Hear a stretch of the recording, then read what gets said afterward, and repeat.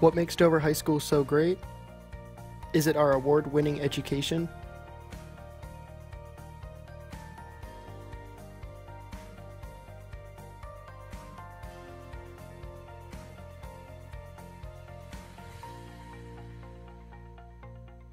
Or our athletic teams? And a shot and a score, and Dover will win it! Or our positive student body? We have it all.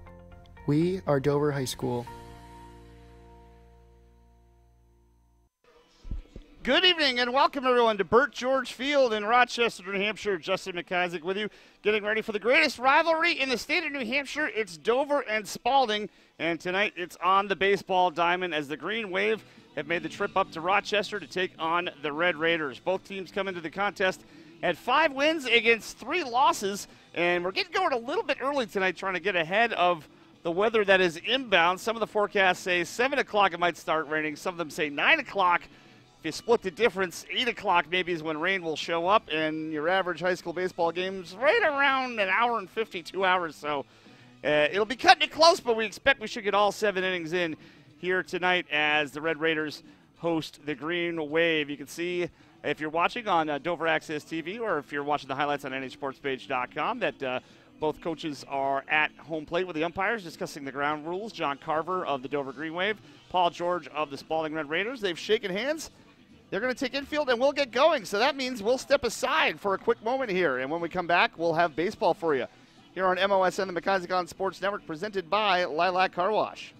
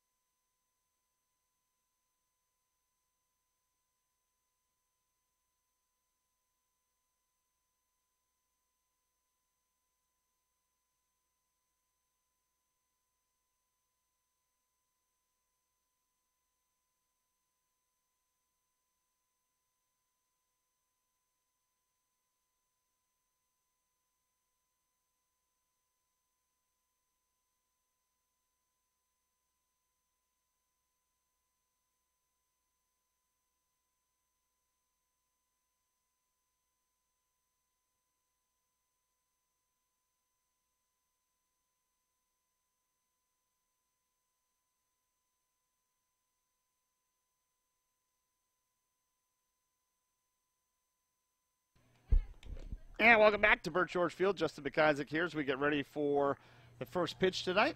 Dover and Spaulding, both teams at 5-5. Of course, in my opinion, the best rivalry in New Hampshire. Whenever Dover and Spaulding get together, it's usually a good time, whether it's football, basketball, baseball, hockey, softball going on across the way here simultaneously. Anyway you slice it, Dover and Spaulding is always a good time. We'll give you the starting lineup for the Dover High Green Wave as the visitors. They'll bat first. It'll be Ryan Coleman to lead off. He plays center field. Alex Schlapek is at second, batting second. Jarrod Turgeon is at short, batting third. The cleanup hitter is Axel Post. He's behind the plate tonight. Johnny Cantwell is in right. He bats fifth. Aidan Mcdonough is the DH. He bats sixth. The number 7 hitter is Jake Carey. He's at third base tonight. Eric Stevens is at first. He bats eighth. And on the mound is Jake Lipinski. He bats ninth. As we'll give you the Spaulding defense while we have a moment here. From left to right, Keelan Craig is in left field. Jackson Bolin in center. Robbie Crito's in right. In the infield, around the horn from third to first, it's Garrett Langus at third, Keegan Calero at short, Logan Gadbois at second, Chandler Drews at first. Dan Sims does the pitching, and Jonathan Doobie is behind the plate doing the catching. Dover in their green uniforms with black letters and numbers outlined in white, white pants, and they have green hats. Spaulding in their red uniforms with white pants and white hats. First pitch is low for ball one. As I said, getting going a little early tonight. First pitch officially at 6:16 and 70 degrees at first pitch. Nice night for baseball. Ball two goes outside to the right-handed hitting Coleman, 2-0. I'll give you the stats for Dover in just a second. 464 on the season for Ryan Coleman. And he takes a ball outside, 3-0. Coleman is a senior. Where's number 3? Right on top of the plate in his stance. As Sims finds the inside corner for strike one. Both teams got to the semifinals last year in Division I baseball. There's a swing and a bouncer to third. A hot shot knocked down by Langus. Does he have a play? Oh, beating it by a step was Coleman as he goes to the deck. Nice hustle there to get an infield single. One on and nobody out. That was a bang-bang play. It's a hard ground ball to Langus. He made a good strong throw, but Coleman just beat it out. And the leadoff man's aboard for Alex Schlepik. Schlepik is hitting .370 this season. Also a senior. He hits from the left side.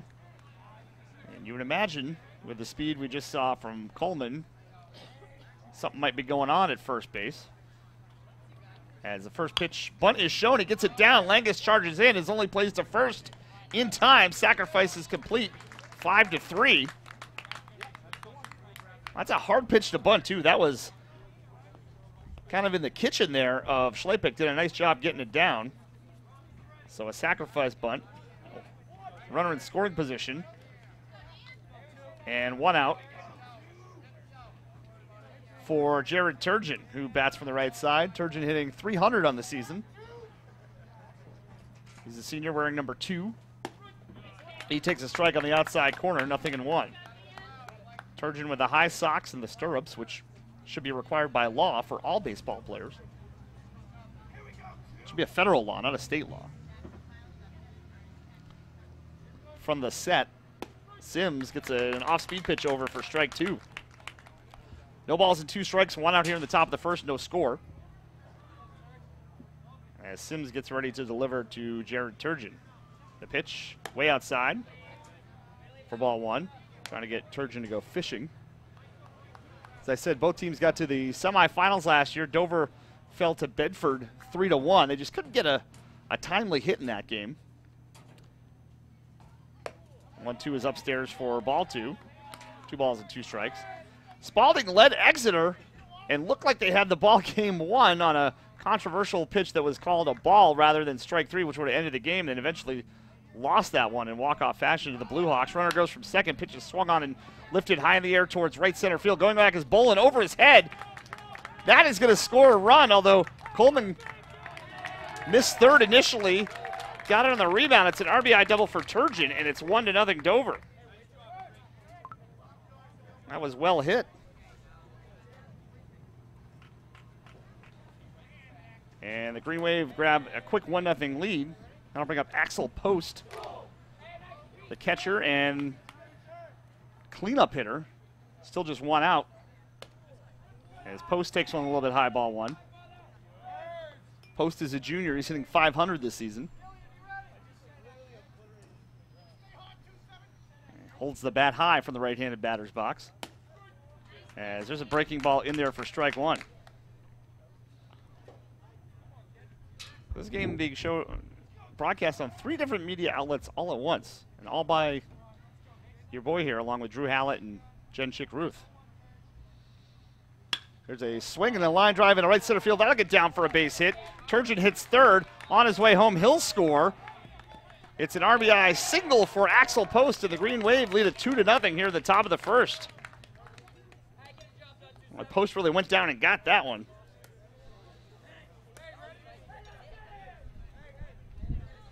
So the inning continues for Johnny Cantwell, the right fielder tonight, hitting .348. Johnny's a senior. He was also a member of the Fighting McIsaac Seacoast tournament basketball team. A couple of highlight reel alley-oops in that tournament. He takes a ball 1. Also a member of the Dover High basketball team. They got all the way to the championship game and trailed Portsmouth by just 4 with under a minute to go, but ended up falling in the championship. No shame in that. They were an 11 seed in that basketball tournament. Pitch to Cantwell, fouled straight back, 1-1. Cantwell, a traditional 3-sport athlete. Baseball, football, and basketball. Says he wants to play football after high school's over. Not sure where he's going quite yet. As he takes a strike on the outside corner. 1 ball and 2 strikes. Looks like Cantwell didn't agree with the call, but he's behind 1-2. 2-0 Dover in the top of the first. 1 ball and 2 strikes, 1 out. Axel Post at first. Sims from the high set. Kicks and fires. Breaking ball way outside for ball 2. And a count even at 2. Important for Dover to grab these early runs, because if the weather does move in at some point, it's possible we could play less than 7 innings. As that one's low for ball 3, and the count is full, 3-2. 3 balls, 2 strikes, 1 out. Axel Post leads the way from first. Dan Sims takes a peek back at him. Now he's ready, and the pitch. Chopper to short. Not hard enough hits for 2 as Calero can't get it out of his glove. That's going to be an E6. Would have been a tough play anyway, but fumbled it out of the glove. So Cantwell is safe. Over to second goes Post. And it's first and second with 1 out. Paul George is going to take a stroll out to the mound to talk it over with his pitcher and his defense.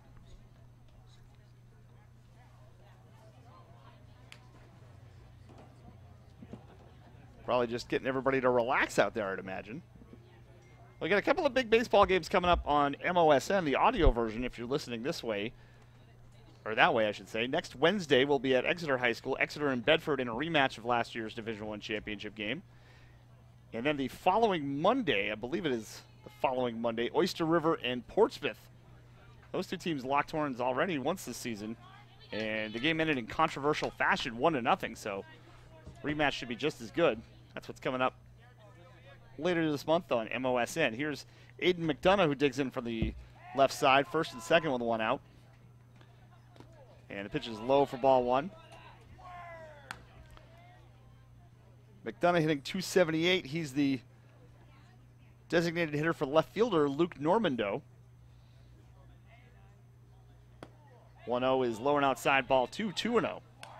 Now in high school, in New Hampshire anyway, you can DH for anybody in the lineup, not just the pitcher.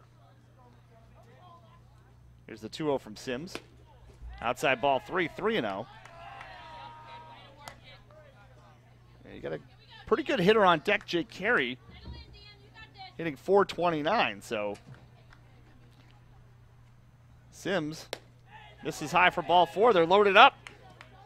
Dover threatening to bust this thing wide open here in the top of the first. Already 2 runs in for the Green Wave. Sims is just having a hard time finding the strike zone here. He's thrown 24 pitches. Just 11 for strikes so far. That'll happen in the first inning from time to time. As Jake Carey digs in. Carey at .429 this season. And he takes strike 1. Not a bad idea for Carey to take a strike. You just watch Aidan Mcdonough take 4 straight balls. Loaded up for Dover. 2-0 here in the top of the first. Still just 1 out. Sims could use a nice ground ball right back to him. Instead, it's a line drive to center field. Bolin moves over and makes the catch. Here comes the throw. Runner tags from third. It'll be not in time. Coming home with the third Dover run is Axel Post. It's a sacrifice fly and an RBI for Carey, and it's 3-0 Dover.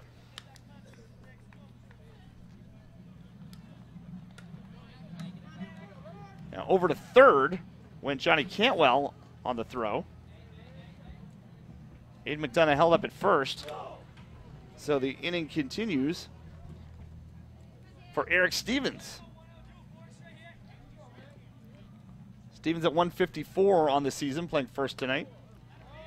Takes a pitch inside, 1-0. Stevens just announced his commitment college-wise for football, and it's escaping me. I'm going to refer to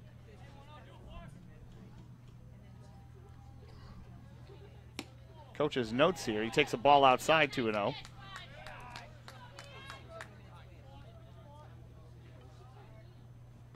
It's not in the notes. I'll have to refer to Twitter. See what we can do here.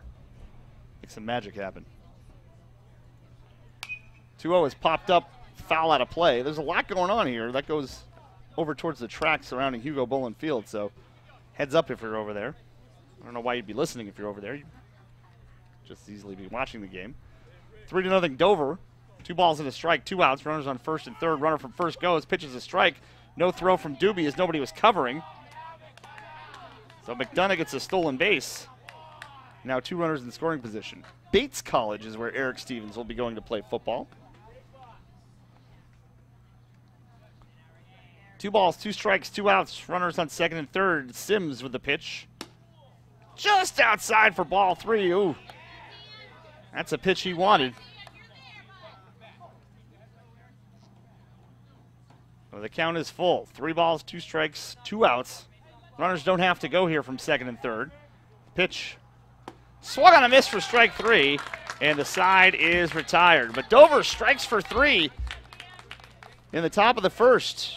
And after half an inning, it's the Green Wave 3. Spaulding coming to bat here on MOSN, the McIsaac on Sports Network, presented by Lilac Car Wash.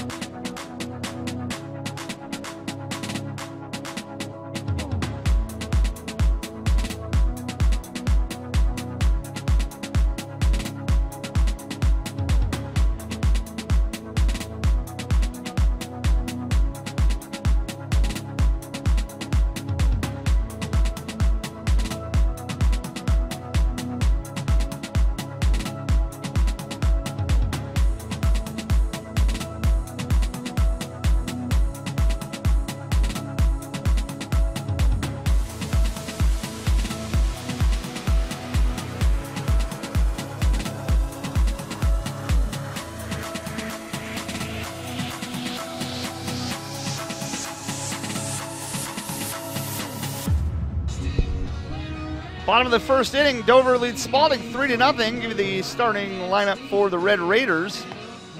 It'll be Keelan Craig to lead off, playing left field. Robbie Crito's in right, batting second. Keegan Calero is at short, he bats third. The cleanup hitter is Jonathan Doobie doing the catching. Garrett Langus is at third, batting fifth. The number 6 hitter is Chandler Drew, he's at first base. Dan Sims hits seventh, doing the pitching. Logan Gadbois is at second, batting eighth. And the number 9 hitter is Jackson Bolden, he's in center. Dover defense from left to right. Luke Normando is in left, Ryan Coleman in center, Johnny Cantwell's in right. Around the horn from third to first, Jake Carey's at third, Alex Turgeon is at short, Alex Schlapek at second, Eric Stevens at first. Jake Lipinski does the pitching tonight, and Axel Post will do the catching. Give you Lipinski's pitching numbers on the season. He's 1-0 with an ERA of 1.55. In 9 innings pitched, he's struck out 5, walked 3, and allowed 4 hits. I'm assuming that's over 2 to 3 appearances, because high school games are only 7 innings.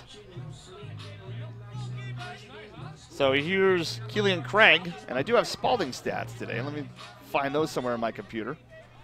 Craig's at 292 with 1 RBI in the season.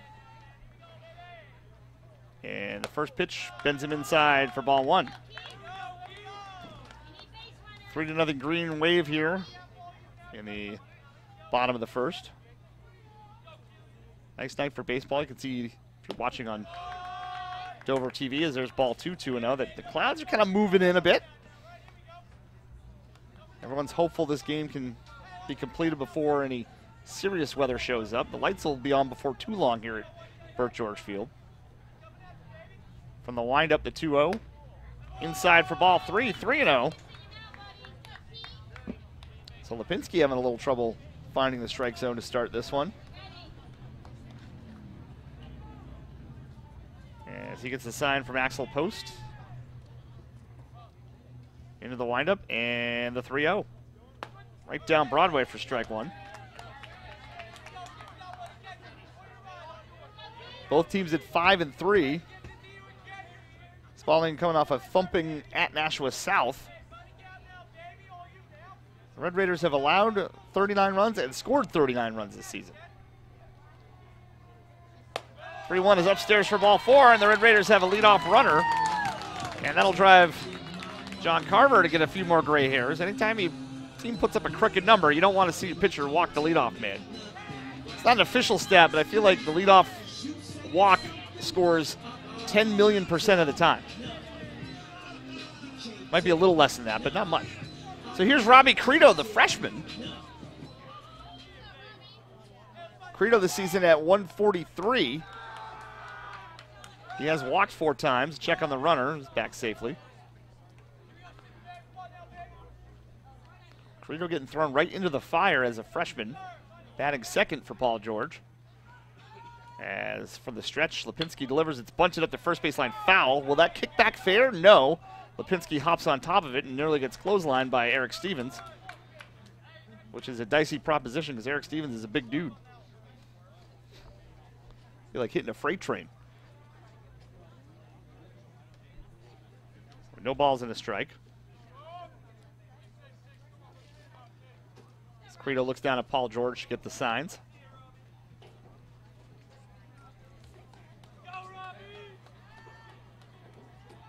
Two of Spaulding's losses have been lopsided. Opening day they lost to Exeter 14-0, and then last week lost to Bedford 10-zip. It's a swing and a miss for strike two. Runner Craig was bluffing down there at first. So 0-2 to the freshman Crito. Wind is blowing out towards right center field. Although we'll swirl around a bit tonight with the incoming weather. Lipinski has the one he wants for the high set. The pitch, line drive up the middle. That'll get down for a base hit. Craig had to freeze for a minute. Now scampers over to second. So runners on first and second for Spaulding with nobody out here in the bottom of the first inning. And here's Keegan Calero, who's a junior but already committed to play baseball at UMass Lowell when he graduates from high school next year, hitting .400 on the season. Now, normally this might be a bunting situation, but with Calero at the plate, I'm not sure that's going to be the case here. But we'll see. Paul George will bunt virtually at any point during any game. So nothing would surprise me here. Nobody out. 3-0 Dover in the top of the first. Spaulding threatening. Bunt is shown, taken back. Pitch is high and inside for ball one. Throw down to second. Back safely is Keelan Craig.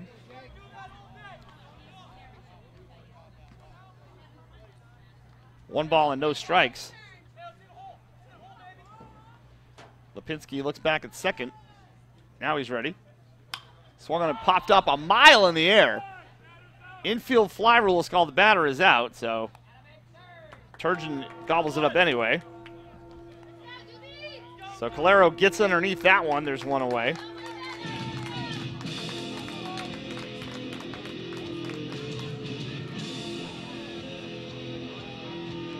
And there's one away for Jonathan Doobie.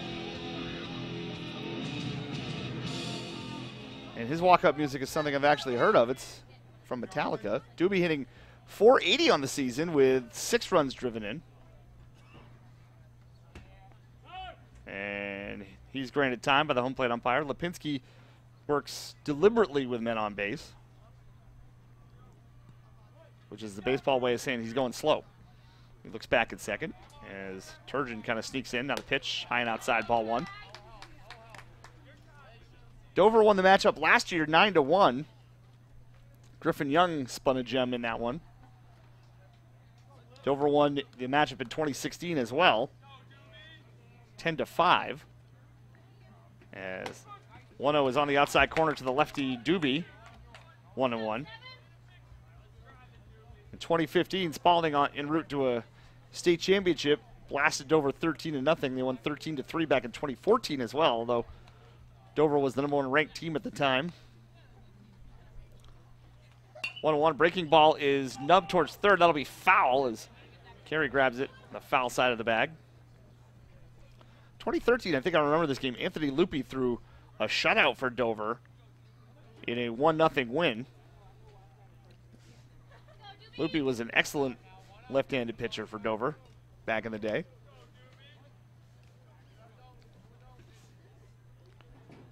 One ball, 2 strikes to Jonathan Doobie. 1 out, 3-0 Dover in the bottom of the first. Pitch, high and outside, ball 2. Keelan Craig on second, Robbie Crito on first. Lipinski, like his counterpart, Dan Sims, a little trouble finding the strike zone. He's thrown 14 pitches, 7 for strikes. That one's outside for ball 3. And the count is full, 3-2. See if Paul George has the runners moving here with a full count. Doobie usually makes good contact. As Lipinski holds the high set, the pitch, runner goes from second, pitch is swung on a miss, snaps right down to second, runner bluffed, back safely. That was a good throw from Axel Post. That's a strikeout for Doobie. That'll bring up Garrett Langus. Langus hitting, I can't read Paul George's writing here. Hold on. He is on the season.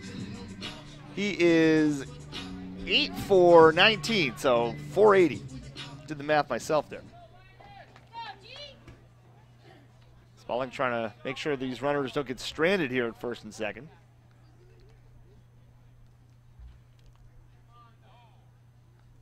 As the pitch upstairs for ball one.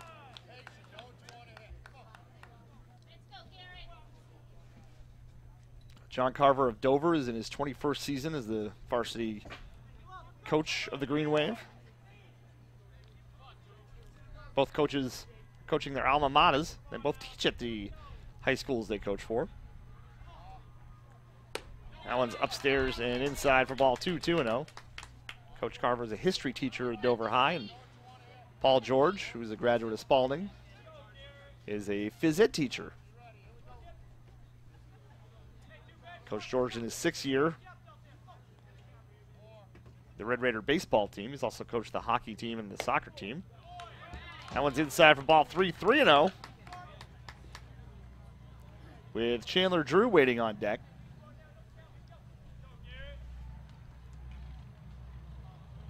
First and second, 2 outs, 3 balls, no strikes, 3-0 Dover. Pitch right down the middle for strike one. Langus taking that one as he was probably instructed to. If he sees it again, though, he'll be swinging.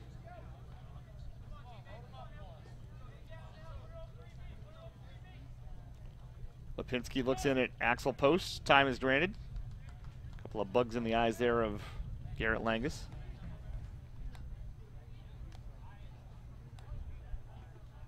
Three balls and a strike. 2 outs. Craig on second, Crito on first. Lipinski delivers. Low for ball 4. They're loaded up for Chandler Drew. Drew's hitting .360 on the season. He's driven in 5 runs for the Red Raiders. And a big spot here for the big first baseman. Base hit should score 2 at least with 2 outs, and the runners will be going on contact. As Lipinski goes from the windup, pitch is in there for strike one. Both pitchers have had to labor here in the first inning. Jake Lipinski's up to 22 pitches.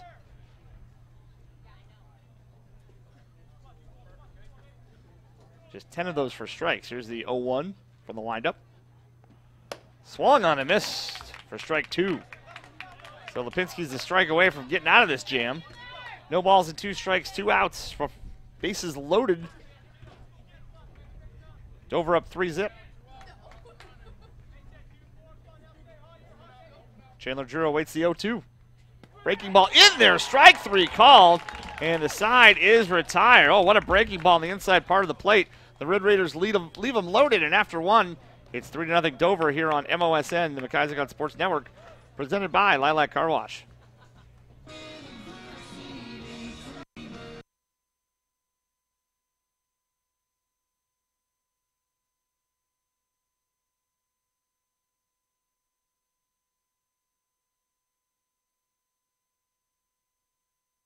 What makes Dover High School so great? Is it our award-winning education?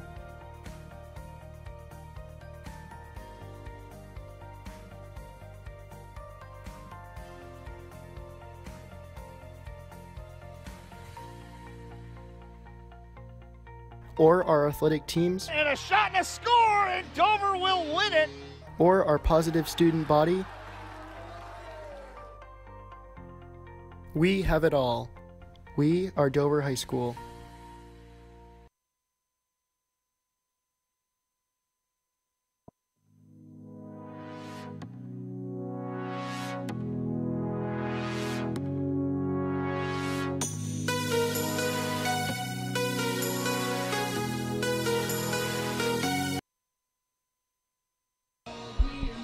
Back at Paul George Field, top of the second inning. Dover leads Spaulding 3-0 here on MOSN at Dover Local Access TV and NHSportsPage.com. Anybody else want to plug into my mixing board? Come on down.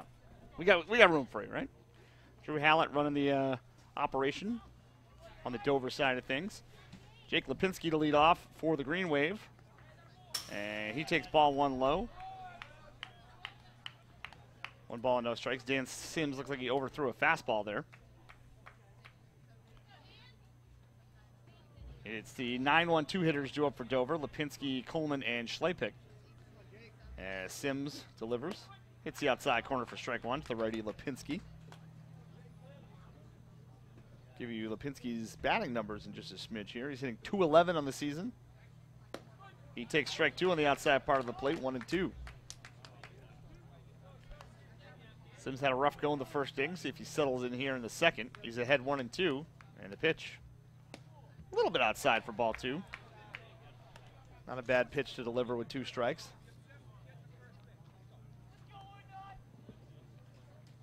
The 2-2.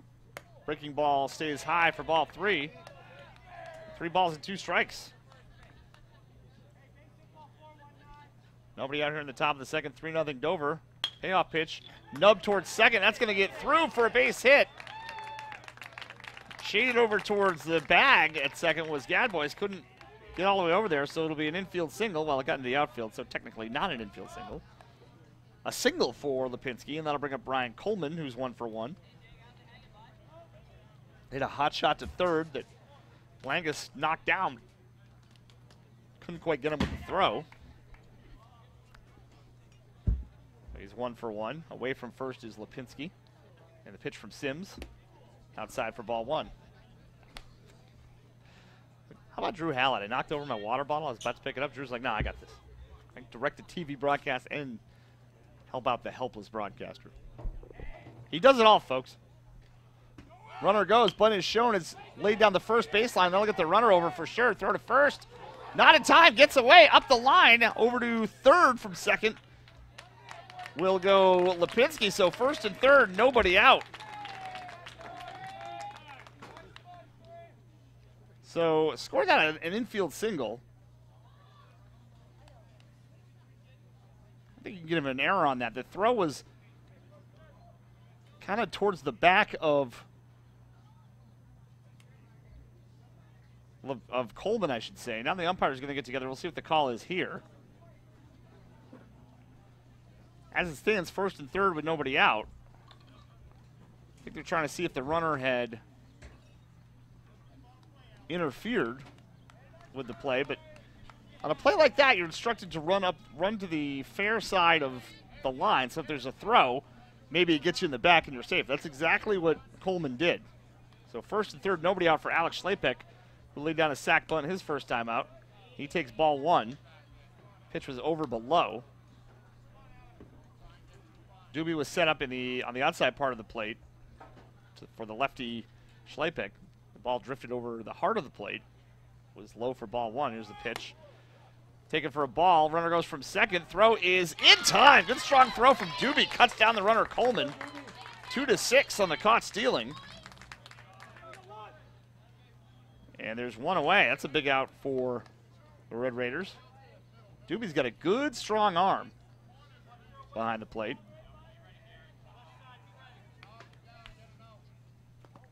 As the 2-0 is in the dirt, not far enough for Lipinski to try and score. And that makes it count 3-0. I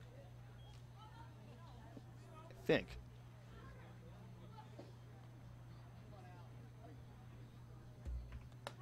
As 3-0 is in there for strike 1. Working quickly, Sims delivers 3-1. Pitches upstairs for ball 4. Doobie holds it for a moment. It's a way to express your displeasure without saying anything. But it's a 1-out walk. Once again, first and third. With a 1-out for Jarrod Turgeon, who ripped a double to right center his first time up. Green Wave already up 3-0. And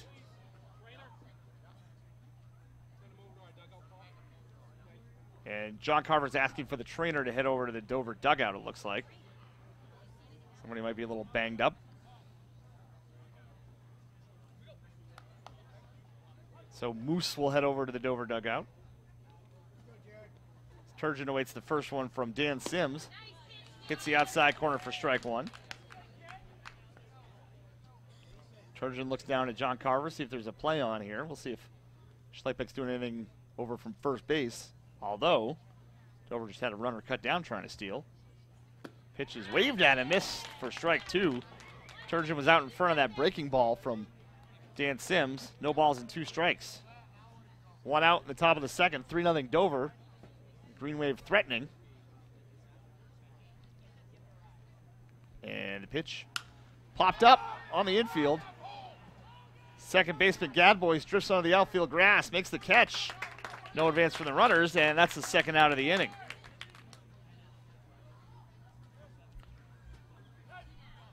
So 2 away for Axel Post, who hit a single to right center his last time up, drove in a run.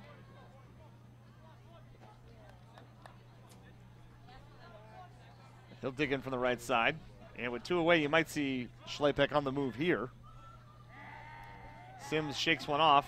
Now gets the one he likes. And the pitch in the dirt. Nice stop by Doobie. 1 ball, no strikes. The next pitch from Sims will already be his 50th. Still in just the second inning.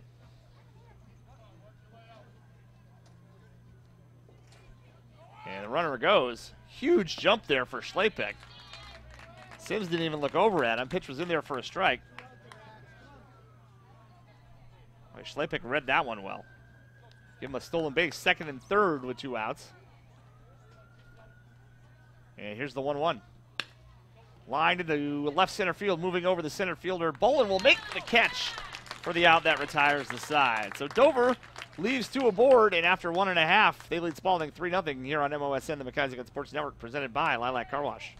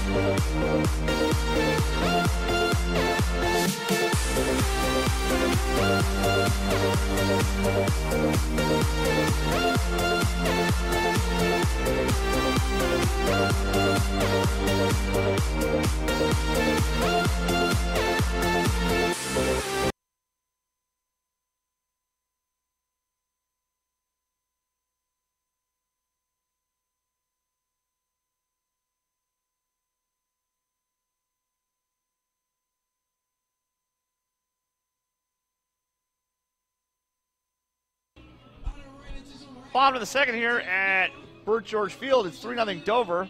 2 up for the Red Raiders. Bottom of the order of the 7-8-9 hitters. Dan Sims, Logan Gadbois, Jackson Bolin would turn the order over if anybody should reach. As Jake Lipinski goes back to work. Wiggled out of a jam in the first inning. Loaded him up, but got a strikeout looking to end the threat. So he takes his warm-up tosses.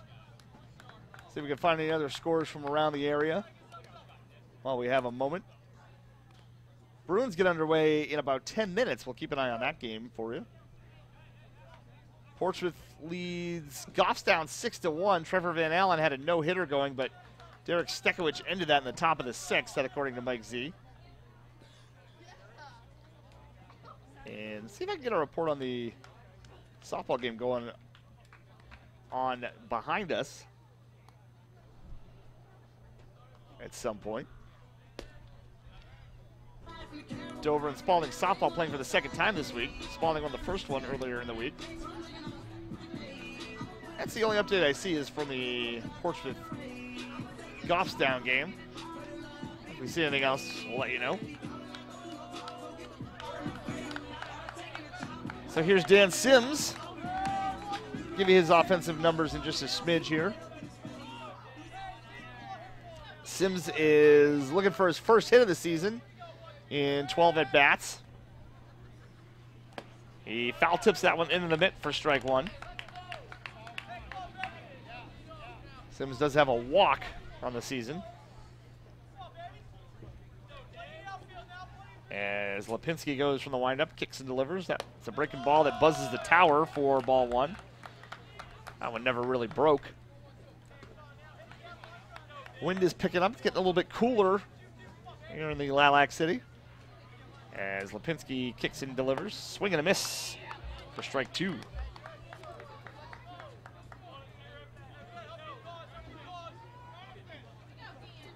Lipinski takes a walk behind the rubber. Looks like he's ready to go. 1 ball and 2 strikes. The pitch. Breaking ball in there for strike three. That's the second straight hitter he's pulled the string on. Backwards came the scorebook, and there's one away for Logan Gadbois. Gadbois hit 192 on the season. 4 for 26 with a pair of walks and 4 runs driven in. Open stance from the right side. Swings and grounds the first one to short. Couple of hops for Turgeon. On to first. Throw is low, but Stevens takes care of it. Quickly, there's 2 away. So 2 down for Jackson Bolin. And Bolin's at 250 on the season with 4 runs driven in. He'll dig in from the left side. It's a quick inning here for Lipinski. Would be just what the doctor ordered. Had to throw a bunch of pitches in the first inning. First pitch swinging as Bolin rips it foul down the first base line. 0-1.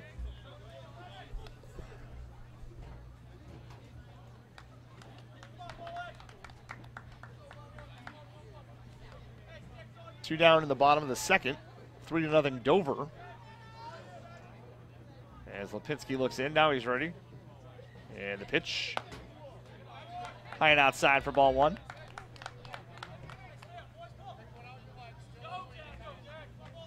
Wind is really blowing out towards right center now.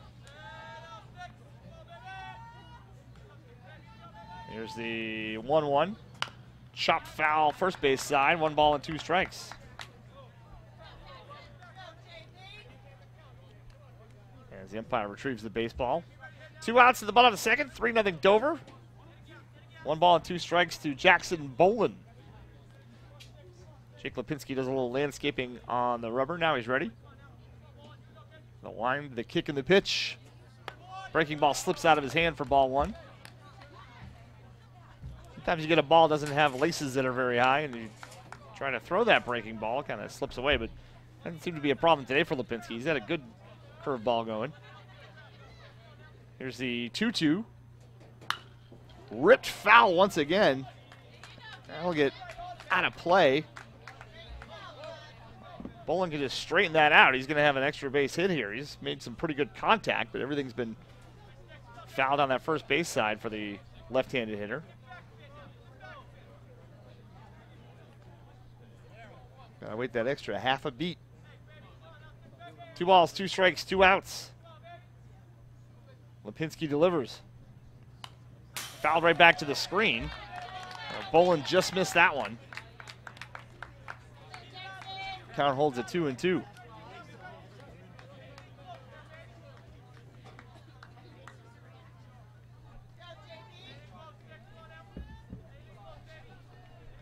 Here's the 2-2 once again. Breaking ball flown into right field. That could be trouble for Cantwell on his horse. It gets down for a base hit.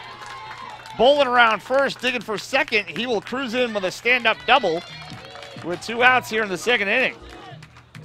Well, you can kind of see that coming if you could just straighten one of those out.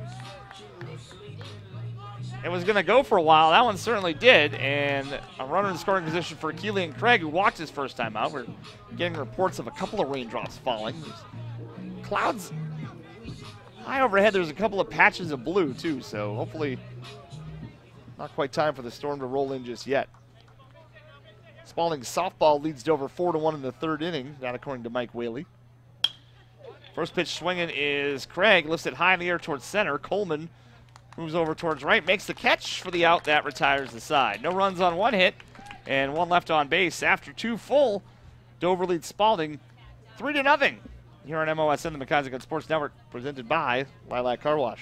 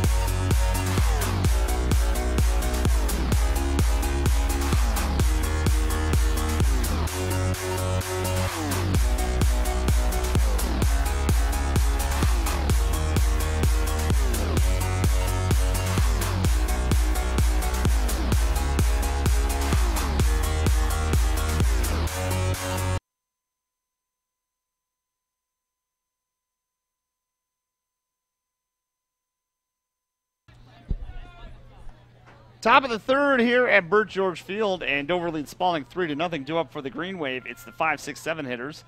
Cantwell, McDonough, and Carey. As Sims delivers, misses outside and low for ball 1. To Johnny Cantwell, reached on an error his first time up. Sims goes back to work and misses low there for ball 2. 2-0. Sims now at 53 pitches, 26 for strikes.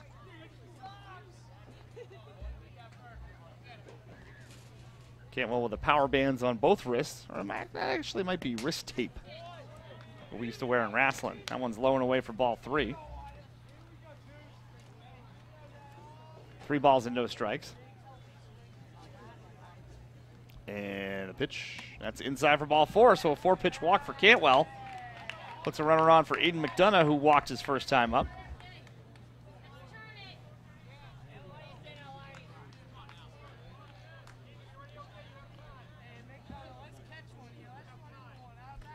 McDonough will dig in from the left side.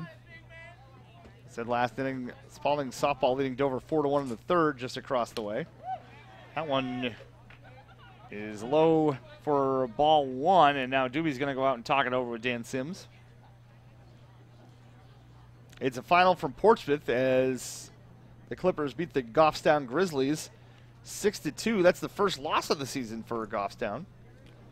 Puts Portsmouth in first place in Division II. Lights are now on here at Burt George Field. Not a lot of high school ballparks have lights. Here at Spaulding, the softball and the baseball fields have them. As there's ball 2 to McDonough, 2-0. Now, baseball and softball at Spaulding won't necessarily have night games in April when it's about 22 degrees most days, but once you get into May, you'll see those lights go on. The pitch was in for a strike, 2-1.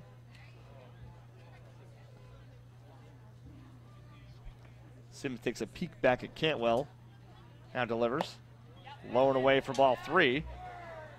3-1 to Aidan Mcdonough, who's looking to draw his second walk of the ball game. 3-0 Dover here in the top of the third. Green Wave got all 3 runs in the first inning. That one's inside to the lefty Mcdonough for ball 4.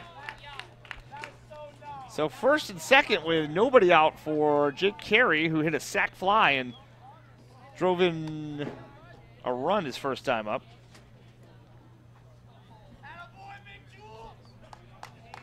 See if he's bunting here with nobody out and runners on first and second. That would be my guess.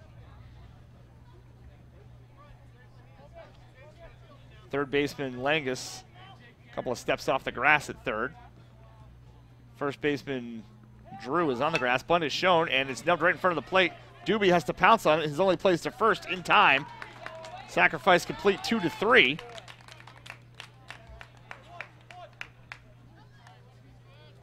But Dover has laid down a couple of sacrifice bunts, and they've all been good ones, too. But exactly where they need to be. It's good fundamental baseball. Puts 2 runners in scoring position for Eric Stevens, who struck out swinging his first time up.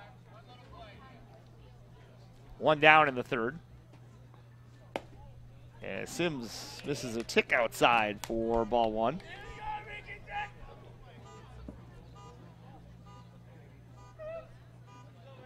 Somebody's car alarm going off out in the parking lot. Doesn't sound like mine, which is good. That one misses inside. 2-0. As there's now action down in the Spaulding bullpen. And Paul George is going to jog out and talk it over with Sims. And in high school, more than any other level of baseball, you will see coaches, managers make pitching changes in the middle of an at-bat. You don't normally see that at the pro level unless there's an injury. You'll occasionally see it at the college level. In high school, it's not uncommon. I'm sure Paul George is saying, hey, listen, let's just throw strikes here. Make them put it in play. Let's get it out and get our bats back out into the batter's box. Something to that effect. Coach George would say with more bass in his voice than I would too. So 2 balls and no strikes to Eric Stevens. Well, you know it's cooled down because Mrs. McIsaac has joined us in the broadcast booth. She does not deal with cold weather very well. Nor do I. There's a strike from Sims, 2-1.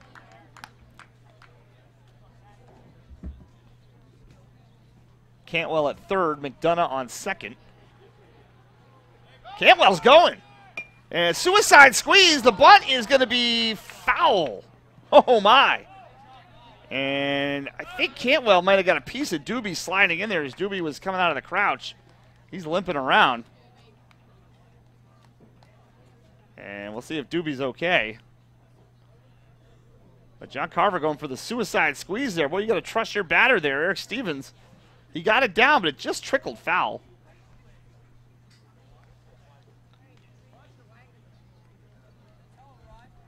And I don't think Doobie's too happy about the slide there from Cantwell. And might have been a few less than pleasant words being exchanged.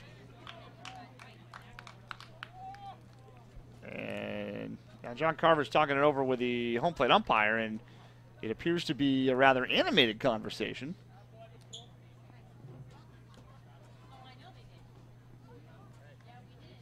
Especially for Coach Carver, who's a real sweetheart. And now looks to be more jovial. He'll be taking a few minutes here to straighten out his equipment. It looks like he's going to be all right. Count is 2-2 now with 1 out. It's funny, Coach Carver sends me copious notes on the history of Spaulding versus Dover baseball since he's been the coach. And in 2007, the teams played in Cooperstown, New York. It says the note for that game, Spaulding won that game 3-1. It says played in Cooperstown, New York. Only game Coach Carver has ever been asked to leave early in his career. So. And he explained to me the circumstances before the game, and it sounds like he got a raw deal that day from one of the Cooperstown umpires. 2 balls and 2 strikes with 1 out. And the pitch from Sims. Strike 3 called. Right down the middle. Looks like Stevens thought it was low, but he got the bad news from the home plate umpire, and there's 2 away. So 2 down for Jake Lipinski, who singled through the right side of the infield his first time up. As that one sweeps outside from Sims for ball 1 to the righty Lipinski. 3-0 Dover here in the top of the third. Cantwell's at third, McDonough on second. Pitch is low for ball 2. 2 balls and no strikes. Sims up to 68 pitches, just 31 of those for strikes so far. Been fighting it today. And that one looked good, but it's called ball 3, 3-0.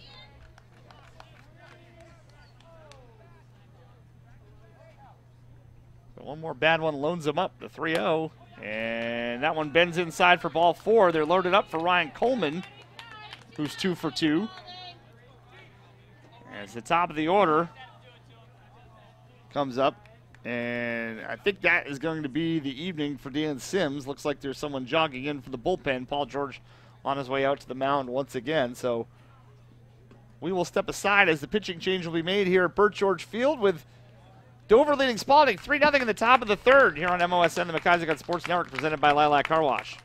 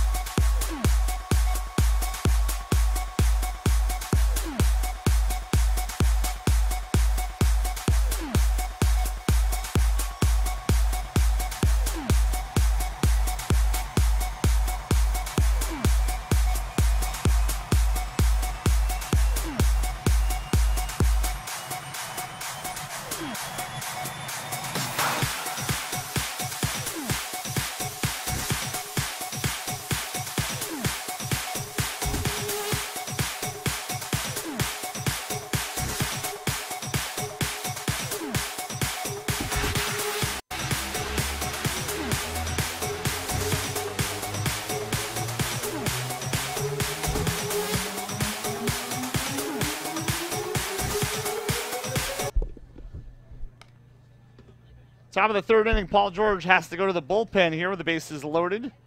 As new pitcher for the Red Raiders. Into the game it comes Brent Haley. Haley's a right-hander. Don't have any pitching stats for the Red Raiders. But Haley's one of the mainstays on the mound for Spaulding. He's a junior, wears number 9. Has a conventional delivery from the right side. He inherits a big mess here, as the bases are filled with Green Wave players, Green Wave members. Go with Green Wave players. Sounds the least incorrect. I don't think there's any other defensive changes for Spaulding. Just a straight pitching change. As Coach Carver is going to have to jog down, and there's someone that's in play down by the bullpen area. And I'm not sure who that is, but they're going to have to get off the field to play down by the Dover bullpen. I'm not sure who that was, but Coach Carver had to jog down and say, "Get out of here." And now play can continue. So Ryan Coleman with a big opportunity here to bust this thing wide open. Bases loaded, 2 outs. In the top of the third, Dover up 3-0. As Haley will go from the windup, and the first one, breaking ball hits the inside corner to the righty Coleman, 0-1.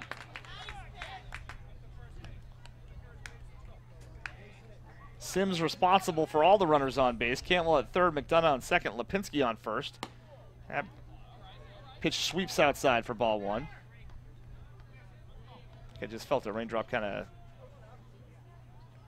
spit at us here in the media booth. There's a chopper to third. Third baseman Langus will go to first in time for the out that retires the side. So Haley comes in and puts out the fire, and Dover leads them loaded after 2.5. Dover still leads Spaulding 3-0 here on MOSN, the McIsaac on Sports Network, presented by Lilac Car Wash.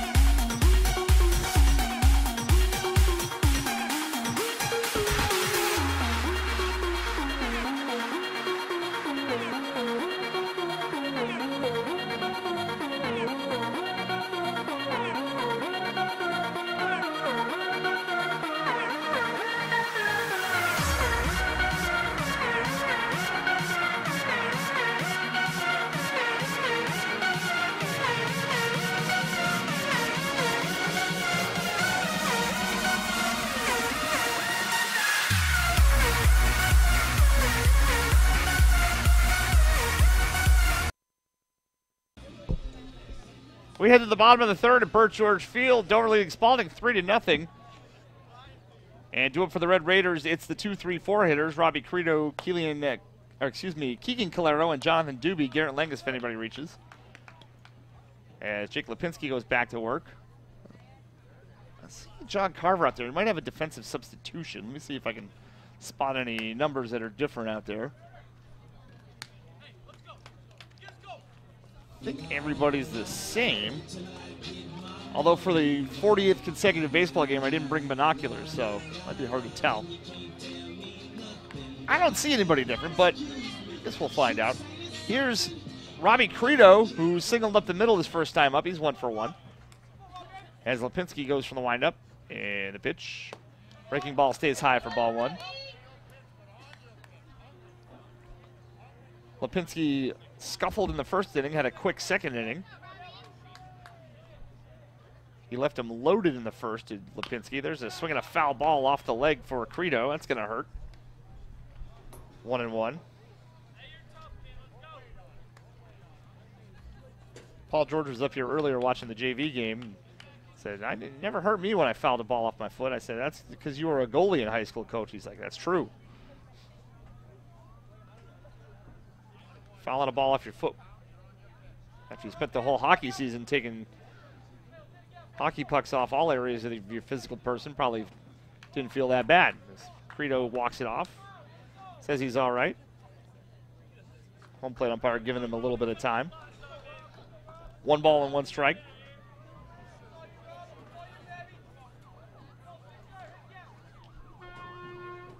And the pitch from Lipinski, right down the middle for strike 2.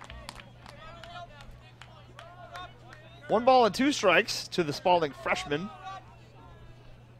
brother Ricky was a heck of a player here at Spaulding. 1-2, bends inside for ball 2. Spaulding softball is up 9-1 now in the 4th inning over Dover, right behind us. As the pitch from Lipinski, the 2-2, a little bit low for ball 3. So the count is full with nobody out in the bottom of the 3rd inning. And the payoff pitch, low for ball 4. It's the second walk of the evening for Jake Lipinski, and that'll bring up Keegan Calero, who was retired via the infield fly rule his first time up.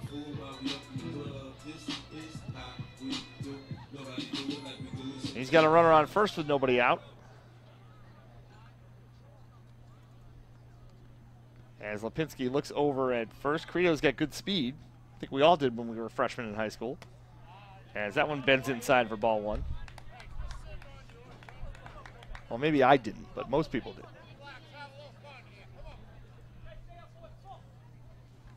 Gonna take a peek at the radar, see if any rain is inbound. It's not looking all that promising. Rain's kind of moving through Concord, and actually it looks like it's broken up as it moves this way. The worst of it seemed to have pushed north. There's a swing and a foul ball out of play. A ton of foul territory here at Burt George Field, but Calero managed to get that one out of play first base side. 1 ball and 1 strike.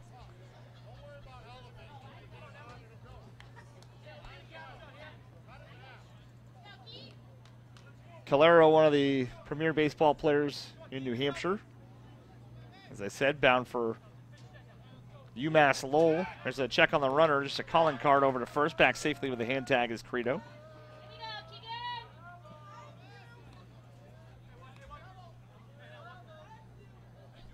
His father, Kike Calero, had a professional career. Breaking ball on the outside corner. Nice pitch from Lipinski for strike 2.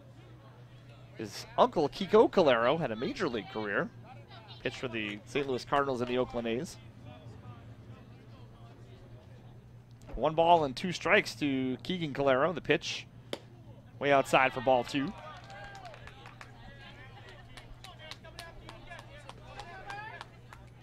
Nobody out here in the bottom of the 3rd. 3-0 Dover.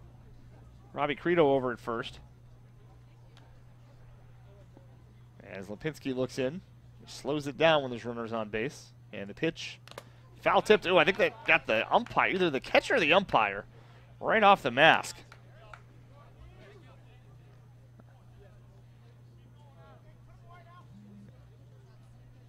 And it was off the umpire.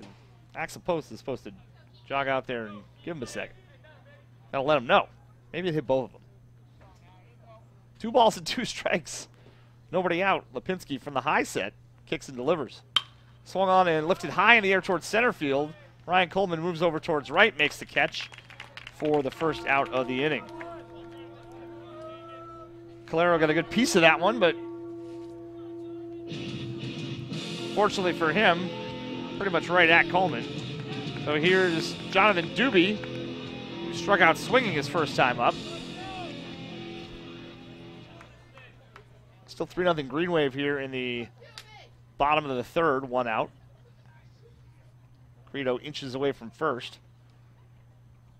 And the pitch, line to the first base line, off the back, that's a fair ball. Crito hits second, he'll go to third as the ball scoots into foul territory. Throw comes into home, but no advance for Doobie. It's a single for the Spaulding catcher. And the Red Raiders have first and third with 1 out. Well, it looked like Stevens didn't have a play on that one, but it got to the bag and his glove at the same time, ricocheted off the bag and went to foul territory. It was a hard-hit ball. So first and third, 1 out for Garrett Langus, who walked his first time up, as Axel Post will give the signs to the infield.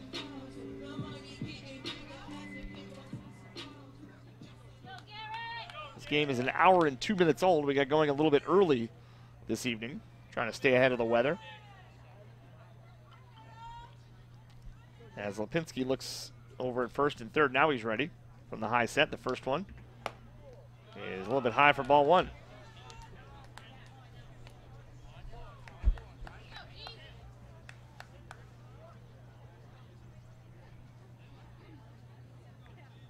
Doobie at first, Crito at third. 1 down in the bottom of the third. That one bends high and tight for ball 2. 2 balls and no strikes. Division I standings, Bedford and Exeter at the top of the table. The Bulldogs at 9-0 and Exeter at 8-1. Those 2 teams will meet next Wednesday on MOSN. There's a swing and a miss from Langus on the 2-0. 2 balls and a strike. And Concord at 7-3 along with Pinkerton. Then you got a tight pack there with Bishop Girton at 6-3, Dover and Spaulding at 5-3, Timberlane and Nashville North both at 6-4. So everybody's kind of tightly packed after you get past that Bedford-Exeter top tier. Runner goes from first, pitch is fouled back. The hit and run was on, but it's fouled back to the screen. 2 balls and 2 strikes. That pitch looked like it might have been a smidge high, but Langus protecting the runner.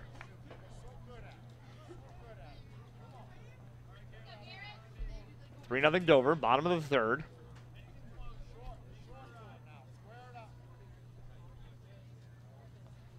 Pinsky takes a look at both first and third, holds the high set, now he's ready. And the pitch, low and outside for ball 3, and the count is full, 3-2.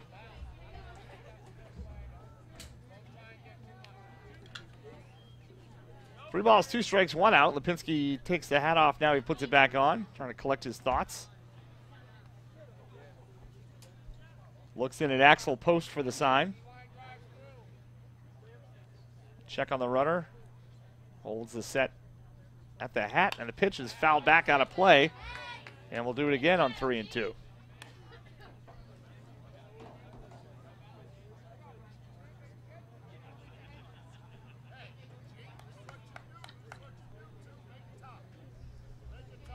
Paul George down in the third base coaching box, trying to encourage Garrett Langus.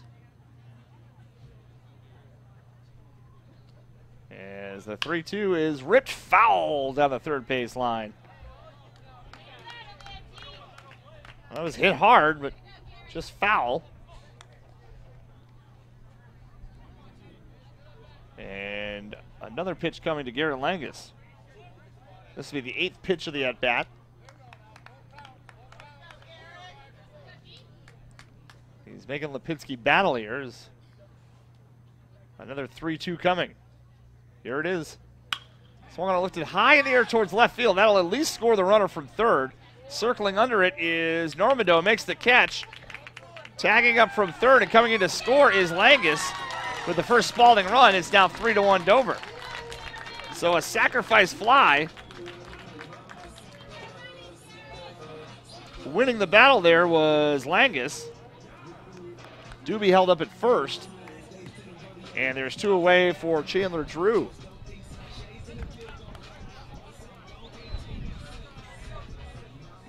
How about Renee McIsaac figuring out the NH Sports page scoreboard with no assistance?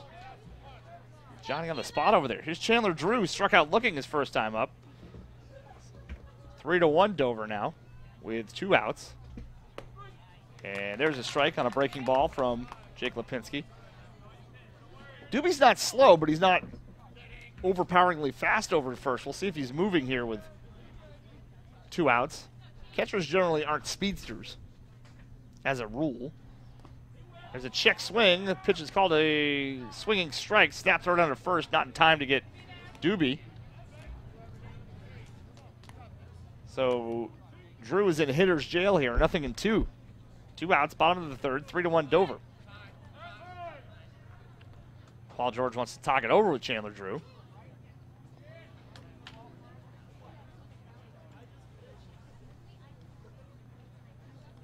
Through 4.5, Spaulding still leading Dover 9-1 in softball, just behind us.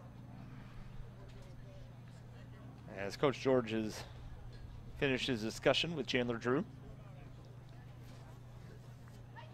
No score in the Bruins Lightning game, according to my friend Jack Edwards. That's right, he's my friend. Slides into my DMs now and then, it's no big deal. Here's the 0-2. Outside for ball 1. I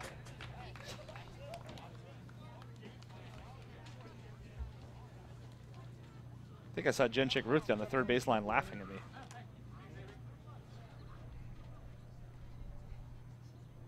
One ball, 2 strikes, 2 outs. Pitch is swung on and missed for strike 3, and the side is retired. But the Red Raiders get one back, and after 3 from Burt George Field, it's 3-1 Dover here on MOSN, the McIsaac on Sports Network, presented by Lilac Car Wash.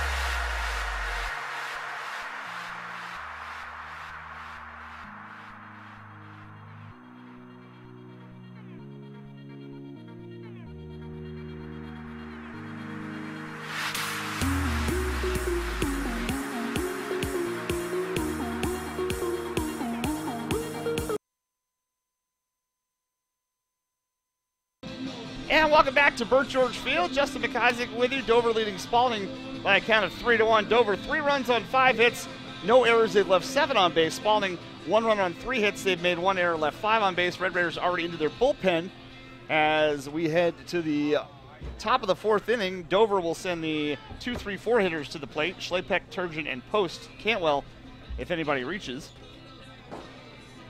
As Brent Haley goes back to work for Spaulding. He came in and got out of a bases-loaded jam in the top of the 3rd inning. From the windup, he delivers and misses outside, ball 1. Schlapek is looking for his first official at-bat, a sacrifice bunt and a walk, so 2 plate appearances, but no official at-bats. That's one of the quirks of baseball. As Haley misses outside for ball 2, 2-0. As I said to Coach George, we were talking about how weird baseball is. The many weird things about baseball during the JV game earlier. As there's a strike. 2-1. So yeah, baseball's the only sport where when you're on offense, you don't have the ball. And Coach George pauses a second. He's like, wow, you're right. There's a swing and a flare to left field. That's down for a base hit. So a leadoff single for Alex Schlapek. And there's a runner aboard for Jarrod Turgeon. Turgeon is 1 for 2. Doubled home a run in the first, came around to score.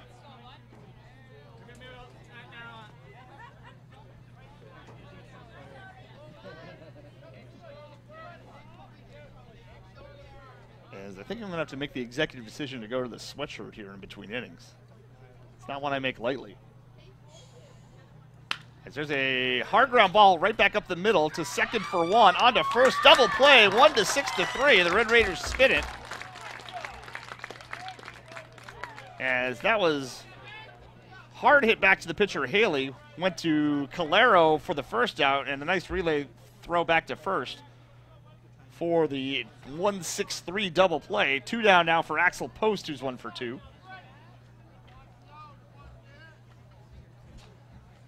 As Haley trying to make quick work of the green wave here in the 4th. There's a breaking ball in there for strike 1. Well, Haley's come in and he's thrown strikes. And that's what you were hoping if you were Coach George. That one drifts inside for ball 1. Ticks off the mitt of Jonathan Doobie. Looked like a two-seam fastball that had just a ton of movement on it. Say, I brought a sweatshirt, right? I know I did. There it is. 5,000 cords in my backpack. Time is granted by the home plate umpire. Post asks for time. As a player, you cannot call time. You can only ask for time. Only the umpire can call time. As there's a line drive into center field coming on. Diving, can't make the play as Bolin. That'll get behind him around at first, chugging for second. And in there with a double is Post. 2-out double. That was a good bid by Bolin. He just couldn't get there. The ball was sinking fast. And there's a runner in scoring position for Johnny Cantwell. Lights are on here at Burt George Field. The setting sun in the cloudy weather. Here's Cantwell is 0 for 1. There's a breaking ball, misses inside to the righty Cantwell, 1-0. Reached on an error and walked. Did the senior. As Haley looks back at second. Kicks and delivers. Sweeps outside for ball 2, 2-0. Get a second here, we'll give you the final pitching numbers for Dan Sims. He went 2 2/3 innings pitched.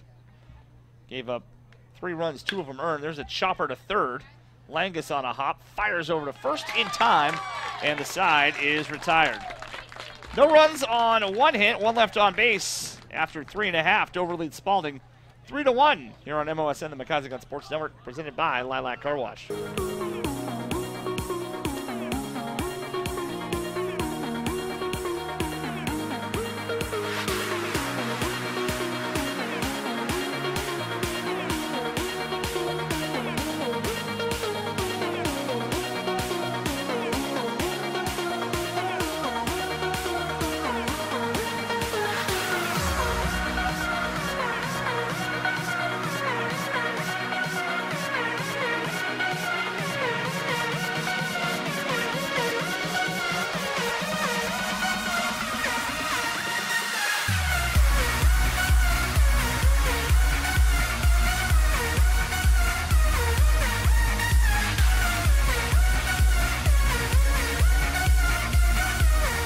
What makes Dover High School so great? Is it our award-winning education?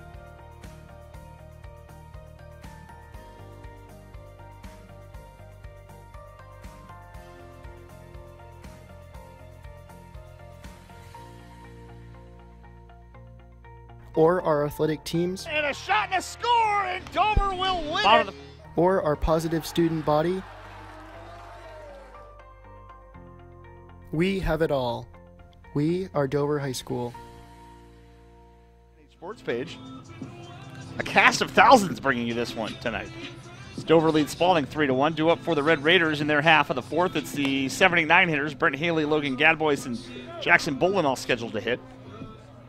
If you're scoring at home, yes, the sweatshirt, the pullover is on. So, made it through halfway through the game exactly before I had to go to that. So here's Brent Haley, his first at-bat of the game. See if we have any offensive numbers for Haley. He is 3 for 10 in the season. That tells me he's hitting 300. He's also walked 3 times. Has an RBI to his credit. And one of just 2 sacrifice bunts on the year.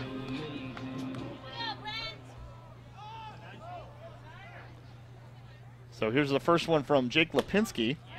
Sweeps across the outside part of the plate for strike 1.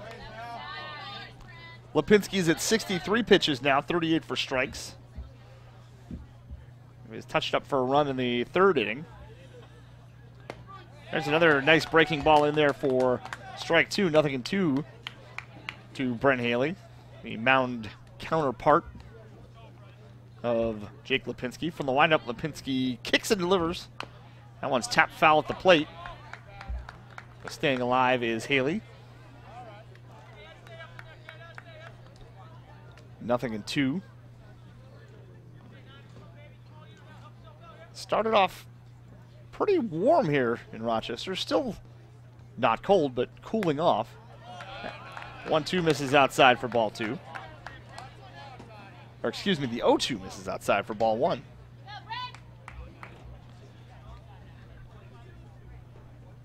Lipinski delivers. There's a swing and a line drive into right center field. Moving over as Coleman still going over. It gets down for a base hit. Haley takes the wide turn, but right fielder Cantwell got it in quickly. It will go for a leadoff single. And the Red Raiders have the leadoff man aboard for Logan Gadbois, who grounded out to short his first time up. That's the 4th Spaulding hit of the evening. It seemed like Dover was ready to bust this game wide open in the first couple of innings, but Red Raiders have kind of hung around here. Down just 3-1. Check on the runner. Back safely with a hand tag is Brent Haley. As Gadbois, if I'm not mistaken, he's a sophomore. Double check on that. That is correct. Shows bunt, takes it back, pitches low for a ball. I believe Logan's father is Gary Gadbois, who, when I was a freshman at Spaulding, I think he was a senior, and he was the quarterback of the Red Raiders. Pretty good athlete. His brother Brian was in my class. He was a good athlete as well. That one's high for a ball. And if you want to go to the Wayback Machine, not that I have a lot of memories left after all the years I spent as a professional wrestler, but Logan's uncle Brian, I believe in the 3rd grade, lent me a transformer, which I then broke, and I've felt bad about it ever since. That one's taken back for a ball. The bunt was shown, 3-0. So if Brian Gadbois, if you're listening, I haven't forgot about that transformer. I felt bad for, how old am I now? For the last 32 years about it. I haven't done anything about it, but I felt bad. So just want you to know that was on my mind. Here's the 3-0. In there for strike 1 on the outside part of the plate.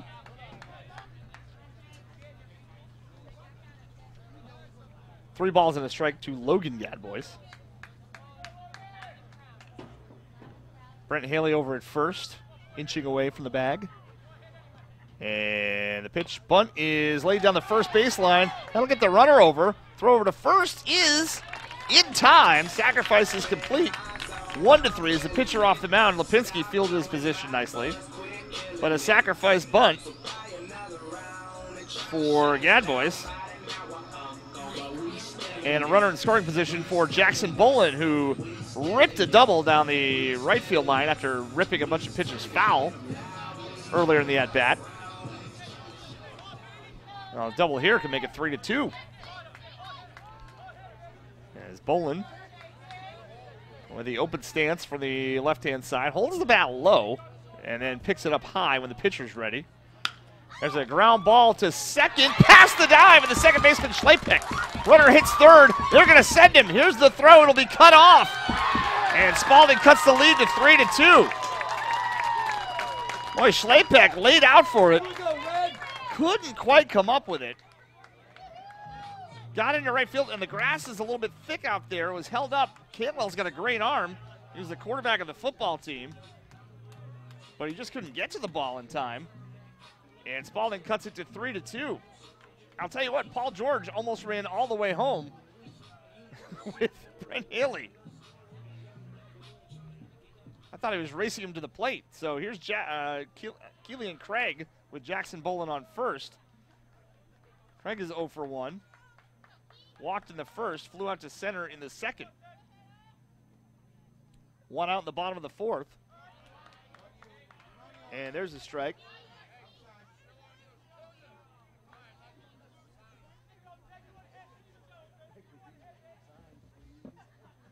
3-2 Dover here. In the bottom of the fourth inning, we play 7 in high school baseball. 0-1 is in the dirt, knocked down by Post. It scoots away, and that'll allow Bolin to get over to second base. I'll score that a wild pitch. It was a nice stop by the catcher, Axel Post. He had to scoot to his right, and then the ball ricocheted toward the third base side of the plate. By the time Post got a hold of it, Bolin was sliding into second. So a runner in scoring position, and that one is high for ball 2. 2-1 for Keelan Craig. He is the 6th of 6 Craig brothers. So if you're number 6 of 6, I'm guessing you've taken your lumps over the years. You're probably a tough kid. There's a swing and a fly ball foul that'll get over towards the fence. Evens the count at 2-2.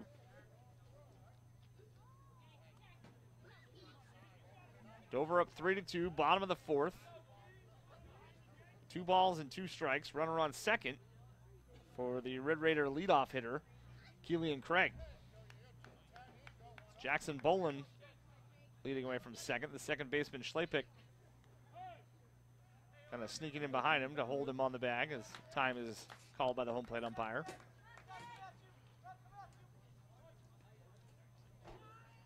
Lipinski back on the rubber, looks at second, holds the high set, kicks and fires. Breaking ball in the dirt, ball 3. Nice stop again by Axel Post.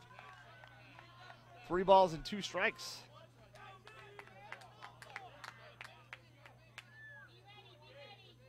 One out in the bottom of the fourth. As Craig asks for time, it's granted.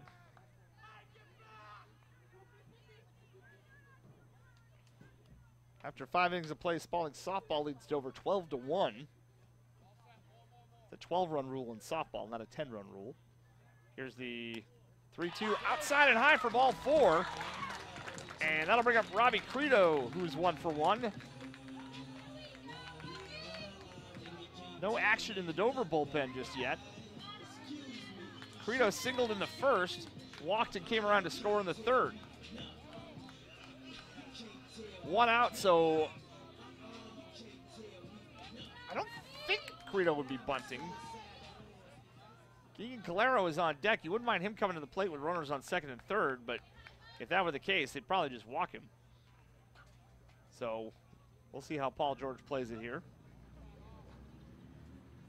And first pitch swinging, lifting it high in the air towards left. Normando moves a couple of steps in, makes the catch for the second out of the inning. So Crito, the freshman, eyes might have got a little big there with runners on first and second. He flies out to left, so 2 down here for Calero.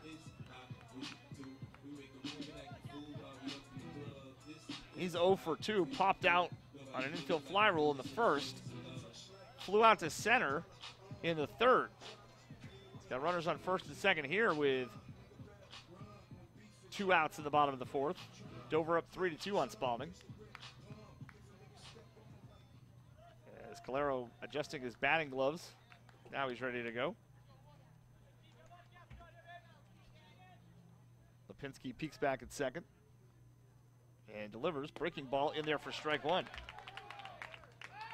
And snap throw down to second, and the runner is back in safely, and oof, the center fielder Coleman and the second baseman Schlapek are hopping around like, I thought we had him. It was close.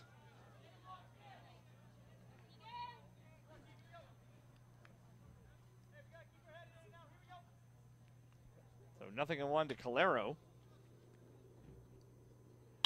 Swings and lines this one into left field, a base hit. They're going to send the runner from third. Here comes the throw from left. It is not in time, just under the tag. Slides Jackson Bolin. And we're tied at 3. Calero goes to second, over to third goes Bolin, and it's a tie ball game. Well, Paul George being aggressive there.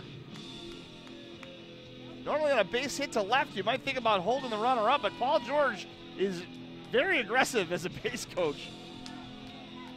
And he was sending them all the way. So second and third now, the inning continues for Jonathan Doobie. And no hesitation in sending Haley there. They're going to walk Doobie.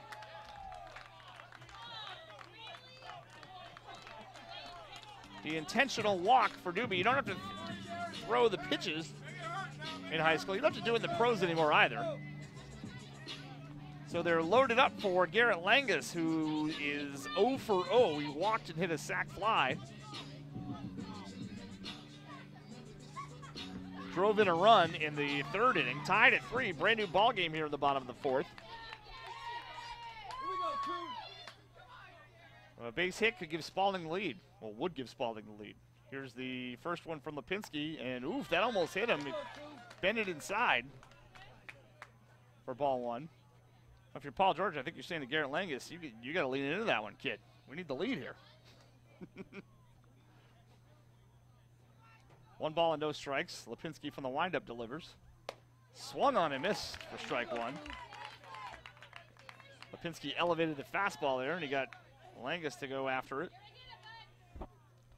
The pitch is in your eyes. It looks like you can hit it. More often than not, you're going to be late on that. Here's the 1-1. That one's way high for ball 2. 2 balls and 1 strike. Craig on third, Calero on second, Doobie on first. 2 outs in the bottom of the fourth, 3-3 between Dover and Spaulding. From the windup, Lipinski delivers. Foul tip right back to the screen. Langus just missing that one. 2-2.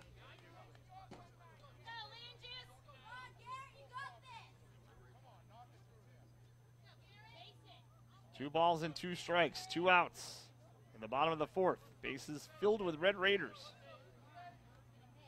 Lipinski with the 2-2 will have to wait as time is called.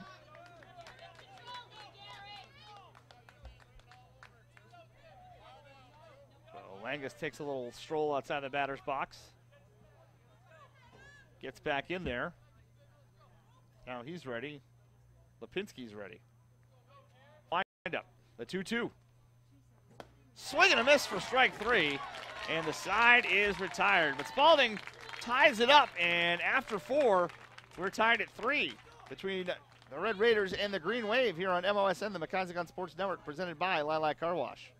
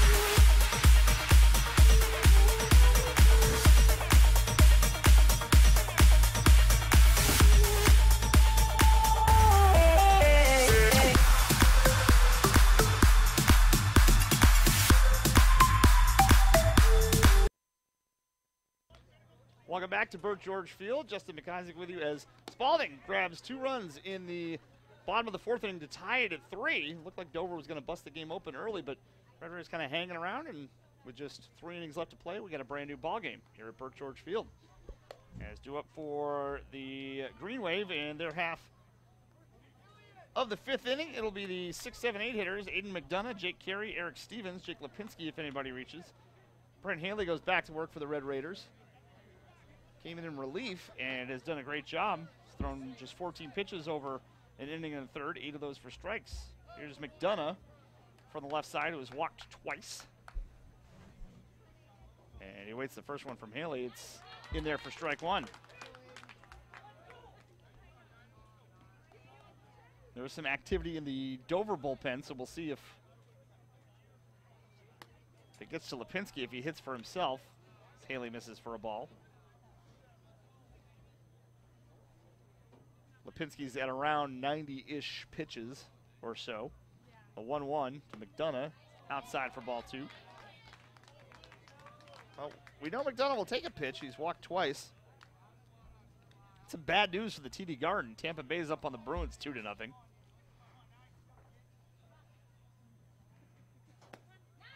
As there's a strike on the 2-1 pitch. That was not the result we were looking for here. 2-0. Long way to go, but still. There's a swing and a pop fly foul over towards Hugo Bullen Field. Count holds at 2-2. Red Sox get underway at 8:05 this evening. That one's fouled back to the screen. They are in Texas. Golden State, New Orleans getting ready to tip off in the NBA at 8 o'clock. Here at Burt George Field, Spaulding and Dover tied at 3 in the top of the 5th. 2-2 pitch. Waved down and missed for strike 3. And there's one away. So one down here for Jake Carey, who also looking for his first official at bat. Hit a sac fly, drove in a run, laid down a sacrifice bunt. Neither of those counts as an official at bat. So he's 0 for 0 in the book. As the first one from Haley, it's a slider. Ooh, looked good. Called a ball, though. How might have fooled the umpire with such a nice pitch? That'll happen from time to time. 1 ball and no strikes. There's a swing and a line drive over the head of Calero into center field for a base hit. So 1 out base runner for the Green Wave will bring up Eric Stevens, who's 0 for 2. Been a strikeout victim twice this evening.